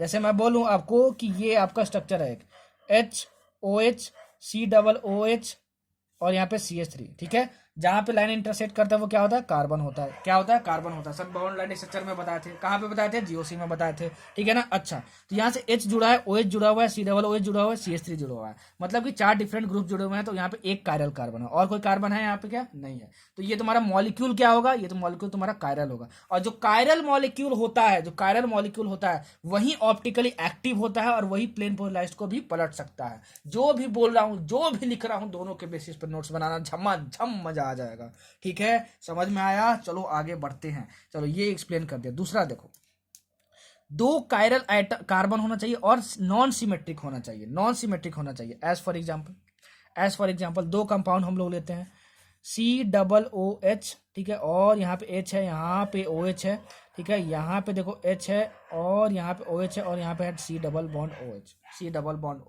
ठीक है, C डबल बॉन्ड OH, ठीक है। देखो ये बताना है कि कायरल है कि नहीं। तो आप देखो जहां पे इंटरसेक्ट करता है लाइन वो कार्बन होता है, यहाँ भी कार्बन है, ठीक है। तो आप देखो यहाँ पे अच्छे से देखो, यहाँ पे इस कार्बन को देखेंगे तो यहाँ से एक H ग्रुप जुड़ा है, OH ग्रुप जुड़ा हुआ है, COOH ग्रुप जुड़ा हुआ है, मतलब ये तुम्हारा चौथा ग्रुप। देखते हैं चौथा ग्रुप, ये पूरा हो गया, ठीक है, तो ये चौथा ग्रुप पूरा हो गया, तो ये पूरा ग्रुप इन तीनों से डिफरेंट है, तो ये तुम्हारा कायरल कार्बन हुआ, ये तुम्हारा वो कायरल कार्बन हुआ, ठीक है। इसको हम लोग देखते हैं, चलो इसको हम लोग देखते हैं। इसको यहाँ से H जुड़ा हुआ है, यहाँ COOH जुड़ा हुआ है, और यहाँ पे OH जुड़ा हुआ है, और फिर यहाँ पे देखो ये पूरा ग्रुप जुड़ा हुआ है, ठीक है ना। तो ये भी पूरा ग्रुप क्या इससे डिफरेंट है, ये भी कायरल कार्बन हुआ। तो देखो यहाँ दो कायरल कार्बन हो गए, ठीक है। और फिर देखते हैं क्या है, दो कायरल कार्बन हो गए यहाँ पे।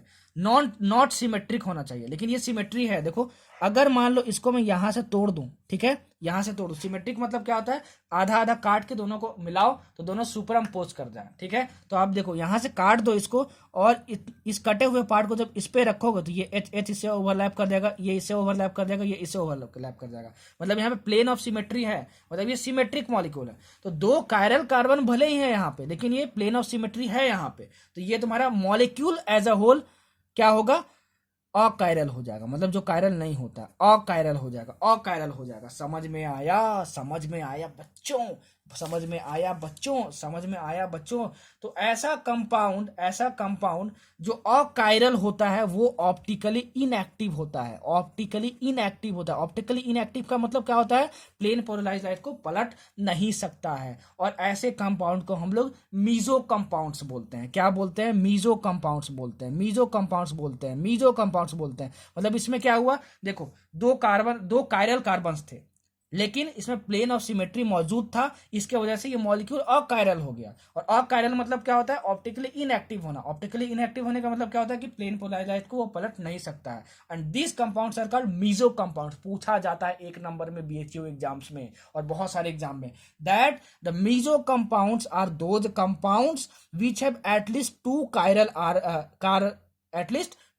Chiral carbons and have a plane of symmetry, then these are called meso compounds and it is optically inactive. So meso compounds are inactive, yes, meso compounds are optically inactive, ठीक है, and they are achiral molecules. तो meso compounds का आपको hope की explanation मिल गया होगा, ठीक है, समझ में आया। अब देखते हैं इनेंसियोमर्स क्या होता है। जितना सिलेबस में है उतना ही पढ़ेंगे, कुछ भी बकवास नहीं पढ़ेंगे भाई, ठीक है, कुछ भी बकवास नहीं पढ़ेंगे। देखो इनेंसियोमर्स क्या होता है, इनेंसियोमर्स क्या होता है, इनेंसियोमर्स क्या होता है, सुनना, इनेंसियोमर्स क्या होता है। Non superimposable mirror image are called as enantiomers, ठीक है ना, are called as enantiomers. As for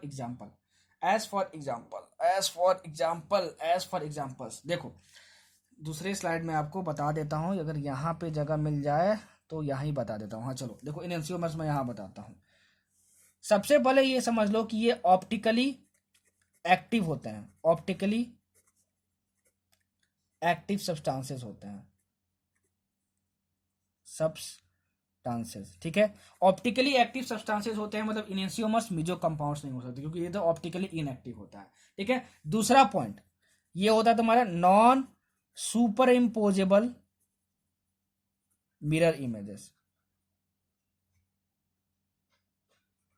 ठीक है ना, होते हैं इनएंसियोमर। जैसे अगर मान लो तुमको दिया जाए, ये देखो HOH COOH और यहाँ पे CH3 है, ठीक है। इसका तुम मिरर इमेज लोगे तो ये OH इधर आ जाएगा, H इधर आ जाएगा, ठीक है ना। मिरर इमेज यही तो होता है, लेफ्ट का राइट हो जाता है, राइट का लेफ्ट हो जाता है। तो तुम्हारा स्ट्रक्चर कैसे बनेगा, ये OH बनेगा, H बनेगा और COOH बनेगा और यहाँ पे CH3 बनेगा, ठीक है। अब इसको उठा के यहाँ पे रखो तो ये OH ग्रुप H के साथ कनेक्ट करेगा यहाँ पे, और ये H ग्रुप यहाँ से कनेक्ट करेगा। ये दोनों तो ओवरलैप कर जाएंगे ये दोनों ग्रुप, लेकिन H और OH और H से नहीं करेगा। तो ये non super imposable mirror images हुए, मतलब कि इसका मिरर इमेज इस पे ओवरलैप नहीं कर रहा है, ठीक है। तो ऐसे को क्या बोलते हैं, इनएंसियोमर्स बोलते हैं। और इनएंसियोमर्स क्या होते हैं तुम्हारा बताओ, इनएंसियोमर्स तुम्हारे ऑप्टिकली एक्टिव सब्सटेंसेस होते हैं। तो इनएंसियोमर्स के बारे में आपसे इतना ही पूछा जाता है, इतना ही पूछा जाता है कि enantiomer which of the following option is correct regarding enantiomers. तो enantiomers are optically active substances, ठीक है, ऑप्टिकली एक्टिव सब्सटेंसेस, और ये तुम्हारा क्या है, नॉन सुपरइम्पोजेबल मिरर इमेजेस होते हैं। और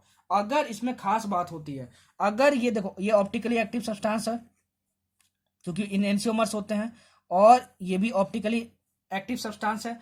अगर ये ऑप्टिकली एक्टिव सब्सटेंस किसी भी प्लेन पोलराइज्ड लाइट को क्लॉकवाइज घुमाता है तो इसका जो मिरर इमेज है वो एंटी क्लॉकवाइज घुमाएगा। वो क्या घुमाएगा, एंटी क्लॉकवाइज घुमाएगा। ये इनएंसियोमर्स की क्या होता है, बहुत बड़ी खासियत होती है, बहुत बड़ी खासियत होती है, ठीक है ना। तो अगर इसका मैं इक्वल अमाउंट क्या करूं, इसका इक्वल अमाउंट, इसका मान लो 1 मोल लूं और इसका 1 मोल लूं, ठीक है, मतलब कि इसका इक्वल अमाउंट मैं ले लूं, इसका मैं इक्विमोलर अमाउंट ले लूं, इसका इक्विमोलर अमाउंट ले लूं, किसका, इक्विमोलर अमाउंट ले लूं, इसका और इसका, मतलब इक्विमोलर में इनएंसियोमर्स ले लूं, इनएंसियोमर्स ले लूं, इनएंसियोमर्स ले लूं, ठीक है ना, इनएंसियोमर्स ले लूं, तो हमारा, और इसको इन दोनों को मैं क्या कर दूं, रख दूं एक बीकर में, ठीक है, एक रख दूं बीकर में, और मैं यहाँ से प्लेन पोलराइज पास करवाऊं।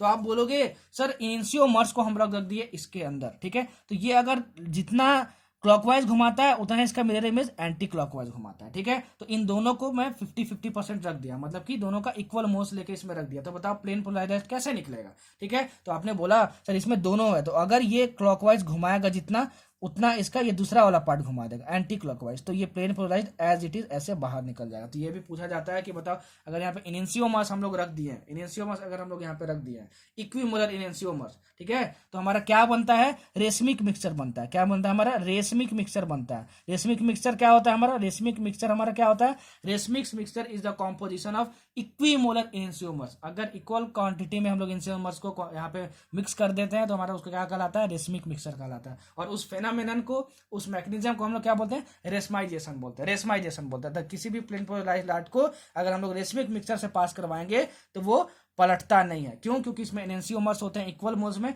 तो एक क्लॉकवाइज रोटेट करता है तो दूसरा एंटी क्लॉकवाइज इक्वल अमाउंट में कर देता है, और प्लेन पोलराइज्ड सीधा निकल जाता है फटाक से, फटाक से, फटाक से, ठीक है। समझ में आया, समझ में आया आपको, जितना आपके सिलेबस में है मैंने उतना आपको बता दिया ऑप्टिकल आइसोमेरिज्म, ठीक है। इससे बाहर आपसे नहीं पूछा जाएगा नीट पॉइंट ऑफ व्यू से। जो भी बोला हूं, जो भी लिखा हूं, दोनों के बेसिस पे होप कि आप नोट्स बना लिए होगे, ठीक है। चलो अब हम लोग बढ़ते हैं आगे, ठीक है, और पढ़ेंगे SN1 reaction and SN2 reaction. चलो SN2 रिएक्शन पढ़ेंगे एंड SN1 रिएक्शंस पढ़ेंगे, ठीक है। दोनों इसी पेज में पढ़ेंगे। जो जो बोलूंगा सब नीट सिलेबस में जहां से क्वेश्चन आता है, इससे बाहर क्वेश्चन आपसे नहीं पूछा जाएगा। SN2 reaction and SN1 reactions are both nucleophilic substitution reaction. सबसे पहले ये नोट कर लो, न्यूक्लियोफिलिक सब्स्टिट्यूशन का मतलब क्या होता है कि न्यूक्लियोफाइल बाहर से आता है और उस मॉलिक्यूल पर अटैक करता है और सब्स्टिट्यूट कर जाता है, मतलब वहां पे जुड़ जाता है, उसको हम लोग बोलते हैं न्यूक्लियोफिलिक सब्स्टिट्यूशन रिएक्शन, ठीक है। इसका जो फुल फॉर्म होता है वो होता है तुम्हारे पास न्यूक्लियोफिलिक बाईमॉलिक्यूलर सब्स्टिट्यूशन। बाईमॉलिक्यूलर सब्स्टिट्यूशन, 2 का मतलब होता है बाईमॉलिक्यूलर सब्स्टिट्यूशन, ठीक है। बाईमॉलिक्यूलर का मतलब क्या होता है कि इसमें 2 रिएक्टेंट मॉलिक्यूल्स होते हैं, टकराते हैं और क्या हो जाते हैं, प्रोडक्ट बन जाता है। इसमें क्या होता है, एक ही मॉलिक्यूल से तुम्हारा बनता है प्रोडक्ट, ठीक है ना। अच्छा, और इसमें देखो क्या होता है, न्यूक्लियोफिलिक बायोमोलिकुलर, और इसको क्या बोलते हैं, nucleophilic unimolecular reaction, unimolecular reaction. इसका प्रोडक्ट बनाना बहुत इजी है, लेकिन बच्चे को ये समझ में नहीं आता कहाँ पे SN2 रिएक्शन लगा और कहाँ पे SN1 रिएक्शन लगा, ठीक है। तो देखो सब कुछ बताऊंगा, ठीक है, सब कुछ बताऊंगा, क्या क्या आपसे पूछा जाता है, कुछ भी छोड़ूंगा नहीं। सबसे पहले नोट करते जाओ कुछ पॉइंट। SN2 रिएक्शन में कोई भी इंटरमीडिएट नहीं बनता, no intermediate is form, no intermediate is form. इसमें कोई भी कार्बोकटायन नहीं बनता है, इसमें कार्बोकटायन नहीं बनता है, ठीक है। और इसमें इंटरमीडिएट बनता है, और जो इंटरमीडिएट होता है हमारा वो क्या होता है, कार्बोकटायन होता है। इसमें क्या होता है, कार्बोकटायन होता है। क्या होता है इसमें, कार्बोकटायन हमारा बनता है, कार्बोकटायन हमारा बनता है। These are always accompanied by inversion of configuration, inversion of configuration. इसमें इन्वर्जन ऑफ कॉन्फ़िगरेशन होता है, इन्वर्जन ऑफ कॉन्फ़िगरेशन होता है। और इसमें ऐसा कुछ नहीं होता, मतलब ये वाला पॉइंट लिखो तो इन्वर्जन ऑफ कॉन्फ़िगरेशन ऐसा कुछ नहीं होता है इसमें, ठीक है। ये समझ में आया आपको। अच्छा, और इसमें याद करो कि attack of nucleophile, attack of nucleophile back side से होता है, attack of nucleophile back side से होता है इसमें, ठीक है, बैक साइड से होता है अटैक ऑफ न्यूक्लियोफाइल, ठीक है। इसमें ऐसा कुछ नहीं होता, अटैक अटैक फटाक फटाक कुछ नहीं होता, इसमें कार्बोकटायन बनता है बस। अब देखो इसका मतलब और इसमें प्रोडक्ट कैसे बनाते हैं। प्रोडक्ट बनाना तो बहुत ईजी है यार, ठीक है, ठीक है, प्रोडक्ट बनाना बहुत ईजी है। इसका मतलब क्या होता है, इसमें कोई भी इंटरमीडिएट नहीं बनता। इसका मतलब क्या हुआ, इन्वर्जन ऑफ कॉन्फ़िगरेशन क्या होता है, और अटैक ऑफ न्यूक्लियोफाइल होता है। जैसे मान लो एक स्ट्रक्चर बताऊं मैं, CCl, ठीक है। समझने के लिए जो स्ट्रक्चर बता रहा हूँ उतना ही आपका काफी है, इन्वर्जन ऑफ कॉन्फ़िगरेशन, क्योंकि नीट पॉइंट ऑफ व्यू से इतना ही आपके सिलेबस में, क्योंकि जेई एडवांस में इससे ज्यादा आपको पढ़ने की जरूरत है। जितना मैं बता रहा हूँ उतना नीट के लिए काफी है। और ये तुम्हारा है स्ट्रक्चर ऐसे कि H है, और ये तुम्हारे यहाँ पे H है, ठीक है, ये तुम्हारे पास H है, और यहाँ से न्यूक्लियोफाइल आ रहा है HO-, ठीक है। तो ये जो अटैक करता है ना, ये जो अटैक करता है वो बैक साइड से, मतलब इसके पीछे से करता है, सामने से नहीं करता। मान लो ये तुम्हारे पास कार्बन है, ये तुम्हारे पास कार्बन है, तो पीछे से आता है और C पे OH- पर अटैक करता है। जैसे तुम्हारा ये मॉलिक्यूल है तो ये पीछे से आता है, हम तुम्हारे साथ, तुम सामने से इस कार्बन को देख रहे हो तो यहाँ से अटैक नहीं मारता है, क्या करता है, इधर से आता है न्यूक्लियोफाइल और यहाँ से अटैक मारता है, चोरी चोरी चुपके चुपके अटैक मारता है तुम्हारा ये, ठीक है, न्यूक्लियोफाइल, ठीक है। उसके बाद क्या करता है, इस कार्बन पर अटैक मारता है और ये क्लोरीन बाहर निकल जाता है। ये दोनों प्रोसेस एक साथ होते हैं, ये दोनों प्रोसेस एक साथ होते हैं। OH- यहाँ पे अटैक मारता है और Cl बाहर निकल जाता है, तो तुम्हारा क्या बन जाता है, देखो यहाँ पे OH जुड़ जाता है और Cl बाहर निकल जाता है। तो तुम्हारे यहाँ पे देखो OH जुड़ गया और ये कार्बन, और ये क्या होता है कि ये जब OH- आता है ना यहाँ पे SN2 रिएक्शन में, तो आंधी तूफान की तरह आता है और Cl को बाहर निकाल देता है। और ये जो दोनों चीज है, इधर से देखो आंधी तूफान इधर से आ रहा है तो ये उड़ के इधर चल जाता है, ये उड़ के इधर चल जाता है। ऐसा लगता है कि OH- आंधी तूफान लेके आ रहा है और इन तीनों मॉलिक्यूल को इधर उड़ा के ले गया, इस साइड ले गया, तो ये तीनों जो है इस साइड आ जाते हैं और Cl बाहर निकल जाता है। तो तुम्हारे पास क्या हुआ, तुम्हारे पास ये तुम्हारा उड़ के इधर आ गया, आंधी तूफान आ गया, आंधी तूफान, आंधी तूफान आ गया, ठीक है। चलो ये H इधर आ गया तुम्हारे पास, और ये आंधी तूफान उड़ के यहाँ पे आ गया, तो ये तुम्हारे पास क्या हो गया, हाइड्रोजन यहाँ पे हो गया, और ये तुम्हारे पास ये ऐसे हो गया, ठीक है। ये तुम्हारे पास ऐसे हो गया, तो तुम्हारे पास ये क्या हुआ, H हो गया। तो ये तुम्हारा प्रोडक्ट बन गया। तो देखो करना क्या है, बस Cl को बाहर निकालना है और OH जो को जोड़ देना है, ठीक है। लेकिन ये OH जब आता है तो आंधी तूफान लेके आता है, Cl को तो बाहर निकाल देता है और इसको क्या करता है, इन तीनों को इधर पलट देता है। तो ये हो गया, इसको हम लोग बोलते हैं इन्वर्जन ऑफ कॉन्फ़िगरेशन। तो बस एक पॉइंट याद रखना कि बहुत ज्यादा एग्जाम में पूछा जाता है कि SN2 reactions are always accompanied by inversion of configuration, this is true yes. No intermediate is formed, yes. Carbocation is formed in SN2 reaction, no, this is wrong. ये सब नीट पॉइंट ऑफ व्यू से बहुत ज्यादा important है, बहुत पूछा जाता है, ठीक है। SN1 रिएक्शन में इंटरमीडिएट बनता है, हाँ बनता है, उसको क्या बोलते हैं, कार्बोकटायन बोलते हैं, ठीक है। Inversion of configuration SN1 reaction में होता है क्या, नहीं होता है, ठीक है। SN2 रिएक्शन में न्यूक्लियोफाइल बैक साइड से अटैक करता है क्या, हाँ करता है। बहुत इंपॉर्टेंट, बहुत इंपॉर्टेंट, बहुत इंपॉर्टेंट। तो आपको बनाना तो ऐसा ही प्रोडक्ट है, ठीक है, बनाना तो आपको ऐसा ही प्रोडक्ट है, ठीक है ना। बस OH जोड़ देना है, Cl को बाहर निकाल देना है। लेकिन यही बच्चे को समझ में नहीं आता कि SN1 रिएक्शन कब होगा और SN2 रिएक्शन कब होगा, कब होगा। अब देखो इसके लिए मैं बता रहा हूं तुमको, SN2 रिएक्शन के लिए, ठीक है। जैसे मान लो तुम ले लो मिथाइल हेलाइड, ठीक है ना, या और तुम ले लो प्राइमरी हेलाइड, ठीक है। और तुम ले लो सेकेंडरी हेलाइड, ये सब क्या होते हैं सब कुछ बता चुका हूँ, सेकेंडरी हेलाइड। और तुम ले लो टर्शियरी हेलाइड। तो जो तुम्हारा मिथाइल हेलाइड होगा वो सबसे ज्यादा SN2 रिएक्शन करता है, फिर प्राइमरी हेलाइड, फिर सेकेंडरी हेलाइड, फिर टर्शियरी हेलाइड। अगर कभी भी क्वेश्चन में मिथाइल हेलाइड बनाया हो, क्या हो, मिथाइल हेलाइड बनाया हो, तो वो हमेशा समझना कहाँ से रिएक्ट करेगा, SN2 मैकेनिज्म से करेगा, SN2 मैकेनिज्म से करेगा, SN2 मैकेनिज्म से करेगा, SN2 मैकेनिज्म से करेगा। और जो टर्शियरी हेलाइड है वो हमेशा SN1 से करेगा। टर्शियरी हेलाइड, टर्शियरी हेलाइड जो होता है वो हमेशा, ठीक है, SN1 रिएक्शन से ही रिएक्ट करता है, SN1 मैकेनिज्म से ही करता है। और अगर मिथाइल हेलाइड की बात करें, मिथाइल हेलाइड की बात करें, मिथाइल हेलाइड की बात करें, तो वो हमेशा SN2 रिएक्शन से ही क्या करता है, SN2 मैकेनिज्म से ही क्या करता है, रिएक्शन करता है, ठीक है, रिएक्शन करता है। समझ में आया आपको, समझ में आया आपको? तो ये सबसे पहले पहचानने का तरीका हुआ, ठीक है। लेकिन अगर तुमसे ऑर्डर पूछा जाए कि बताओ SN2 रिएक्शन में, ठीक है, SN2 रिएक्शन में ऑर्डर बताओ कि कौन ज्यादा तेजी से रिएक्ट करता है, तो मिथाइल हेलाइड करता है कि प्राइमरी हेलाइड करता है, तो वो करता है मिथाइल हेलाइड। क्या करता है, मिथाइल हेलाइड। फिर क्या करता है, प्राइमरी हेलाइड। फिर क्या करता है, प्राइमरी हेलाइड करता है। मिथाइल हेलाइड का मतलब क्या होता है, देखो CH3X, CH3X, ठीक है, X halide halogen, methyl, methyl group हो गया यहाँ पे, ठीक है। और 1 डिग्री मतलब प्राइमरी हेलाइड का मतलब क्या हुआ, RCH2X, सब कुछ बता रहा हूँ। प्राइमरी हेलाइड का मतलब क्या होता है, RCH2X, R मतलब क्या हुआ यहाँ पे, कार्बन चेन लगा हुआ है, ठीक है ना। सेकेंडरी हेलाइड का मतलब क्या होता है, सेकेंडरी हेलाइड का मतलब क्या होता है, देखो सेकेंडरी हेलाइड लिख रहा हूँ यहाँ पे RCH और यहाँ पे R डैश और यहाँ पे X, यहाँ पे तुम्हारा हेलोजन है, ठीक है ना। और ये तुम्हारा R और R डैश क्या है, दोनों कार्बन चेन है, दोनों क्या है, कार्बन चेन है। टर्शियरी हेलाइड का मतलब क्या होता है, टर्शियरी हेलाइड कुछ ऐसा दिखता है, देखो R कार्बन, यहाँ पे R डैश और यहाँ पे R डबल डैश और यहाँ पे X हो गया। जैसे मान लो एक एग्जांपल लेता हूँ मैं टर्शियरी हेलाइड का, कार्बन यहाँ पे CH3 हो गया, यहाँ पे CH3 हो गया, यहाँ पे CH3 हो गया, यहाँ पे Cl हो गया। आपको मैं अगर पूछूं कि बताओ सबसे ज्यादा ये SN1 से रिएक्शन कर सकता है कि SN2 से कर सकता है, तो आप बोलोगे ये टर्शियरी हेलाइड है, तो टर्शियरी हेलाइड देखो ऐसे तो स्ट्रक्चर है, ये कार्बन चेन, ये carbon chain, carbon chain R को किसे डिनोट करते हैं, कार्बन चेन को, तो ये कार्बन चेन है, ये कार्बन चेन, ये कार्बन चेन है, और यहाँ पे हेलोजन है, तो ये टर्शियरी हेलाइड SN1 रिएक्शन से ज्यादा प्रोसीड कर सकता है, ज्यादा प्रोसीड कर सकता है, ठीक है ना, ज्यादा प्रोसीड कर सकता है। Predominantly this will undergo SN1 reaction, tertiary halide. समझ में आया? तो ये methyl halide greater than primary halide, greater than secondary halide, greater than tertiary halide, ठीक है। ये ऑर्डर होता है SN2 रिएक्शन का। SN2 रिएक्शन का मतलब कि सबसे ज्यादा इजी तरीके से SN2 रिएक्शन कौन करेगा, मिथाइल हेलाइड, फिर प्राइमरी हेलाइड, फिर सेकेंडरी हेलाइड और फिर टर्शियरी हेलाइड। सबका बता दिया स्ट्रक्चर, ठीक है ना, सबका बता दिया स्ट्रक्चर।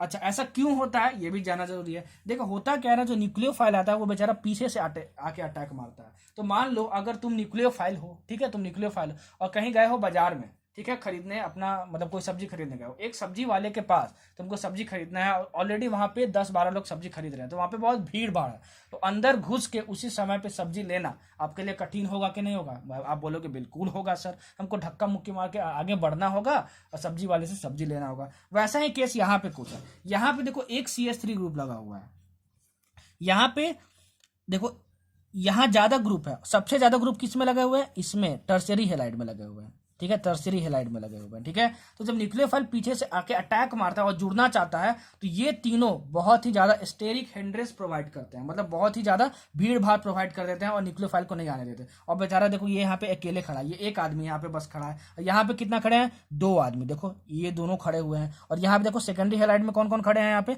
ये भी खड़ा है, ये भी खड़ा है, और ये तो है ही तुम्हारा। टर्शियरी हेलाइड में 3-3 खड़े हैं, तो इसमें भीड़ भाड़ बहुत ज्यादा होता है, इसलिए न्यूक्लियोफाइल जल्दी आ नहीं पाता, अटैक नहीं कर पाता। इसलिए जो टर्शियरी हेलाइड होता है वो सबसे कम रिएक्टिव होता है SN2 रिएक्शन में। समझ में आया? लेकिन SN1 रिएक्शन में ऐसा कुछ नहीं होता।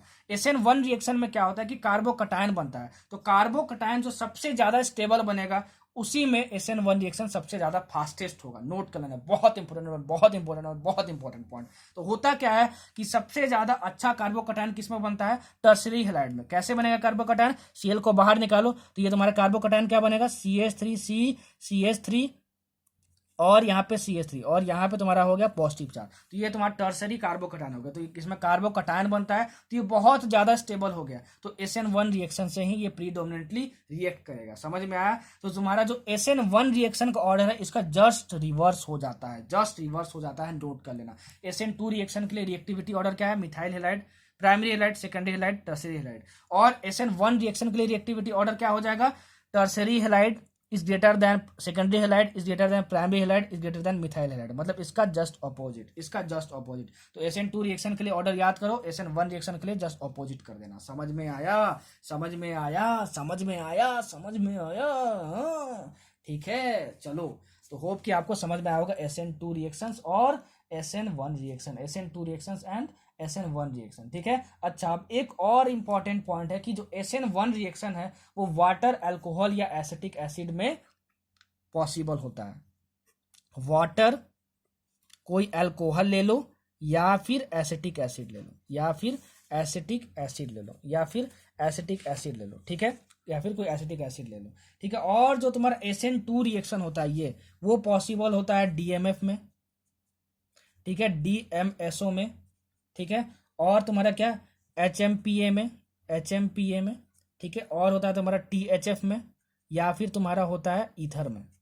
ये सारे जो हैं वो सॉल्वेंट्स हैं, और ये भी जो सारे हैं वो सारे सॉल्वेंट्स हैं। ये इतना इंपॉर्टेंट पॉइंट है कि पूछो मत, बहुत ज्यादा इंपॉर्टेंट पॉइंट है। ठीक है ना, बहुत ज्यादा इंपॉर्टेंट पॉइंट है। अगर मान लो तुम्हारे पास कोई भी हेलाइड दे दिया, सर ने क्या बताया कि टर्सरी हेलाइड जो है, टर्सरी हेलाइड जो है वो क्या करता है? SN1 रिएक्शन करता है, SN1 रिएक्शन करता है। अगर मान लो इस टर्सरी हेलाइड का रिएक्शन, टर्सरी हेलाइड का रिएक्शन, टर्सरी हेलाइड का रिएक्शन, जैसे टर्सरी हेलाइड तुम्हारा रिएक्शन, जैसे मान लो तुम्हारा क्या है ये, ठीक है, ये रिएक्शन टर्सरी हेलाइड का रिएक्शन तुम्हारा क्या है? ये वाला रिएक्शन। ठीक है, ये तुम्हारा टर्सरी हेलाइड है, इसको मान लो तुम OH माइनस रिएक्ट करवा रहे हो। ठीक है, तो तुम क्या बोलोगे? सर मैं क्या करूंगा, इस Cl को हटा दूंगा और OH जोड़ दूंगा, तो तुम्हारा सब्सटीट्यूशन रिएक्शन हो जाएगा। ये तो तुम्हारा होगा ही, लेकिन अगर मान लो इसमें मैं रिएजेंट यूज कर दूं DMF, तो ये मत सोच लेना कि अरे सर ने बताया था कि टर्सरी हेलाइड है so this will undergo SN1 reaction. अगर भाई सोल्वेंट तुमको लिख दिया कि DMF है तो वो SN2 रिएक्शन ही होगा। वो क्या होगा? SN2 रिएक्शन ही होगा। याद कर लो, याद कर लो, याद कर लो, वो SN2 रिएक्शन ही होगा। वो क्या होगा? SN2 रिएक्शन ही होगा। वो क्या होगा? SN2 रिएक्शन ही होगा। नोट कर लो, बहुत इंपॉर्टेंट पॉइंट है, बहुत इंपॉर्टेंट पॉइंट है। मतलब सॉल्वेंट देख लेना कि क्या लिखा है। नीट में एक बार ऐसा क्वेश्चन आया हुआ है, शायद DMF की THF लिखा हुआ था, ठीक है ना, THF लिखा हुआ था, और बच्चे को समझ ही नहीं आया था कि SN2 रिएक्शन से करेगी हम SN1 रिएक्शन से करें, SN2 रिएक्शन से करेगी SN1 से रिएक्शन से करें। तो अगर इसमें से कोई भी सॉल्वेंट लिख दिया इस एरो के ऊपर में, तो समझ जाना कि SN2 रिएक्शन करना है, और इसमें से कोई भी लिख दिया तो समझ जाना कि SN1 रिएक्शन करना है, इसमें समझ जाना SN1 रिएक्शन करना है। समझ में आया आपको? समझ में आया आपको? ठीक है, तो इतने सारे इंपॉर्टेंट पॉइंट्स है SN2 रिएक्शन के और SN1 रिएक्शन के। चलो इस पे मैं 2 क्वेश्चन लेता हूं और 2 एकदम मजेदार क्वेश्चन लूंगा, ठीक है ना। तो इसमें प्रोडक्ट के हमारा क्या बन जाएगा? DMF है तुम्हारा, तो SN2 रिएक्शन करवाना, तो इस Cl का जगह बस OH लिख देंगे। यहाँ पे क्या लिख देंगे? OH लिख देंगे हम लोग। क्या लिख देंगे? OH लिख देंगे। समझ में आया आपको? चलो ठीक है, तो SN2 रिएक्शन समझ में आ गया, SN1 रिएक्शन समझ में आ गया। आपसे इससे सबसे ज्यादा क्वेश्चन पूछा जाता है ऑर्डर ऑफ रिएक्टिविटी, ठीक है ना। क्या पूछा जाता है? Order of reactivity. 2 क्वेश्चन ले रहा हूँ, दोनों बहुत ही बेहतरीन क्वेश्चन है और आपको सब कुछ समझ में आ जाएगा। ठीक है, सबसे पहला क्वेश्चन देखो, ये नीट 2008 का क्वेश्चन है। आपको दिया हुआ था कि RBr है, ठीक है, और प्लस Cl माइनस है, और यहाँ DMF यूज किया हुआ है, DMF, ठीक है, और आपको बन गया क्या? RCl और प्लस Br माइनस बन गया। जाहिर सी बात है, ये तुम्हारा न्यूक्लियोफाइल है, ठीक है, न्यूक्लियोफाइल है, और यहाँ पे अटैक करेगा, ये Br बाहर आ जाएगा और यहाँ पे Cl जुड़ जाता है। न्यूक्लियोफिलिक सब्स्टिट्यूशन रिएक्शन, न्यूक्लियोफाइल को बस सब्स्टिट्यूट कर देना है और हाइड्रोजन को निकाल देना है। इन दोनों केस में यहाँ DMF यूज किया है, उसका मतलब क्या हुआ? ये SN2 रिएक्शन, SN2 रिएक्शन है। तो आपसे क्या पूछा हुआ था? आपसे ये पूछा हुआ था कि आपको बता, 4 ऑप्शन दिया हुआ है, देखो आपको 4 ऑप्शन दिया है। चलो यार, मैं दूसरे स्लाइड में ही इसको ले लेता हूं और आपको अच्छे से समझाता हूं। देखो देखो देखो, क्वेश्चन क्या दिया हुआ था आपको? नीट 2008 में क्वेश्चन आया हुआ है, ठीक है, नीट 2008 में क्वेश्चन आया, आपको दिया RBr प्लस Cl माइनस, और ये तुम्हारे यहाँ पे DMF है, ठीक है, DMF है, और यहाँ पे RCl है प्लस Br माइनस है। आपको 4 एग्जाम्पल दिया हुआ है, ठीक है ना, CH3, CH2Br, मतलब 4 ऑप्शन दिया हुआ है। एक दिया हुआ तुम्हारे पास CH3 और यहाँ पे CH3 और यहाँ पे दिया हुआ तुम्हारे पास CH2Br दिया हुआ तुम्हारे पास, और एक दिया हुआ तुम्हारे पास क्या CH3 CH2Br यहाँ पे दिया हुआ है, CH2Br यहाँ पे दिया हुआ है, ठीक है ना। अच्छा, तो आपसे क्या पूछा हुआ है, 3 ऑप्शन मैं ले रहा हूं, आपसे ये पूछा है कि बताओ कि विच of the following has the highest relative rate. Highest relative rate किसका होगा, ठीक है ना, इन तीनों में से। तो देखो यहाँ डीएमएफ यूज किया है। डीएमएफ मतलब क्या, डीएमएफ कौन सा किस सॉल्वेंट में यूज करते हैं, मतलब SN2 रिएक्शन में करते हैं। तो मतलब हमको SN2 रिएक्शन देखना है, सबसे पहले तो ये पहचानो। यहाँ डीएमएफ लिख दिया तो ये SN2 मैकेनिज्म हो रहा है, तो ये हम पहचान गए डीएमएफ से। सर ने बताया था सॉल्वेंट डीएमएफ यूज करें तो SN2 होगा। SN2 में क्या होता है कि उसका रिलेटिव रेट सबसे ज्यादा हाईएस्ट होता है जिसमें कि क्राउडिंग कम हो, जिसमें कि भीड़ भाड़ कम हो। तो देखो भीड़ भाड़ किस पे अटैक करने में कम हो, हेलोजन पे। न्यूक्लियोफाइल जो Cl माइनस वो किस पे अटैक करेगा, ब्रोमीन पे करेगा, तो इस ब्रोमीन पे अटैक करेगा, ठीक है। तो देखो इस ब्रोमीन को छेक के रखा है इतना, इस ब्रोमीन को छेक के रखा है इतना कुछ, और इस ब्रोमीन को छेक के रखा है इतना कुछ, ठीक है। तो बताओ किसमें कम क्राउडिंग है, सबसे कम क्राउडिंग इसमें है, तो इसका हाईएस्ट रिलेटिव रेट होगा, और इसको आपको टिक मार देना था। सोचो बस क्राउडिंग देखना है SN2 रिएक्शन में, क्या देखना है, बस क्राउडिंग देखना है SN2 रिएक्शन में, बस क्राउडिंग देखना है और उसका हाईएस्ट रिलेटिव रेट हो जाएगा, ठीक है ना। ये था SN2 रिएक्शन में रिलेटिव रेट देखने के लिए, क्राउडिंग देखना है आपको, क्या देखना है, बस क्राउडिंग देखना है। अच्छा, एक क्वेश्चन आता है SN1 का रिएक्टिविटी देखने के लिए। जैसे मान लो तुम्हारे पास एक बहुत ही अच्छा क्वेश्चन AI में आया हुआ है, यहाँ पे CH3 है, यहाँ पे Br है, और एक यहाँ पे ऐसे लगा हुआ है, और यहाँ पे Br है, और यहाँ पे तुम्हारे पास क्या लिखा हुआ है, Me लिखा हुआ है, मतलब कि CH3 है यहाँ पे, और तुम्हारे पास ये ऐसे स्ट्रक्चर है, और यहाँ पे ब्रोमीन है, ठीक है, और यहाँ भी CH3 है, और यहाँ भी CH3 है, ठीक है। और आपसे बोला है correct order of SN1 reactivity, ठीक है। 2 तरह के क्वेश्चन बहुत ज्यादा पूछे जाते हैं, एक तो मैंने ले लिया एग्जांपल, ये दूसरा मैं एग्जांपल लेके आपको बताता हूँ, ठीक है। इसमें आपको बताना है ये आपका A है और आपका B है और ये C है, ये AI में क्वेश्चन आया हुआ है, जैसे जेईई मेंस में आया क्वेश्चन, बहुत बेहतरीन क्वेश्चन है।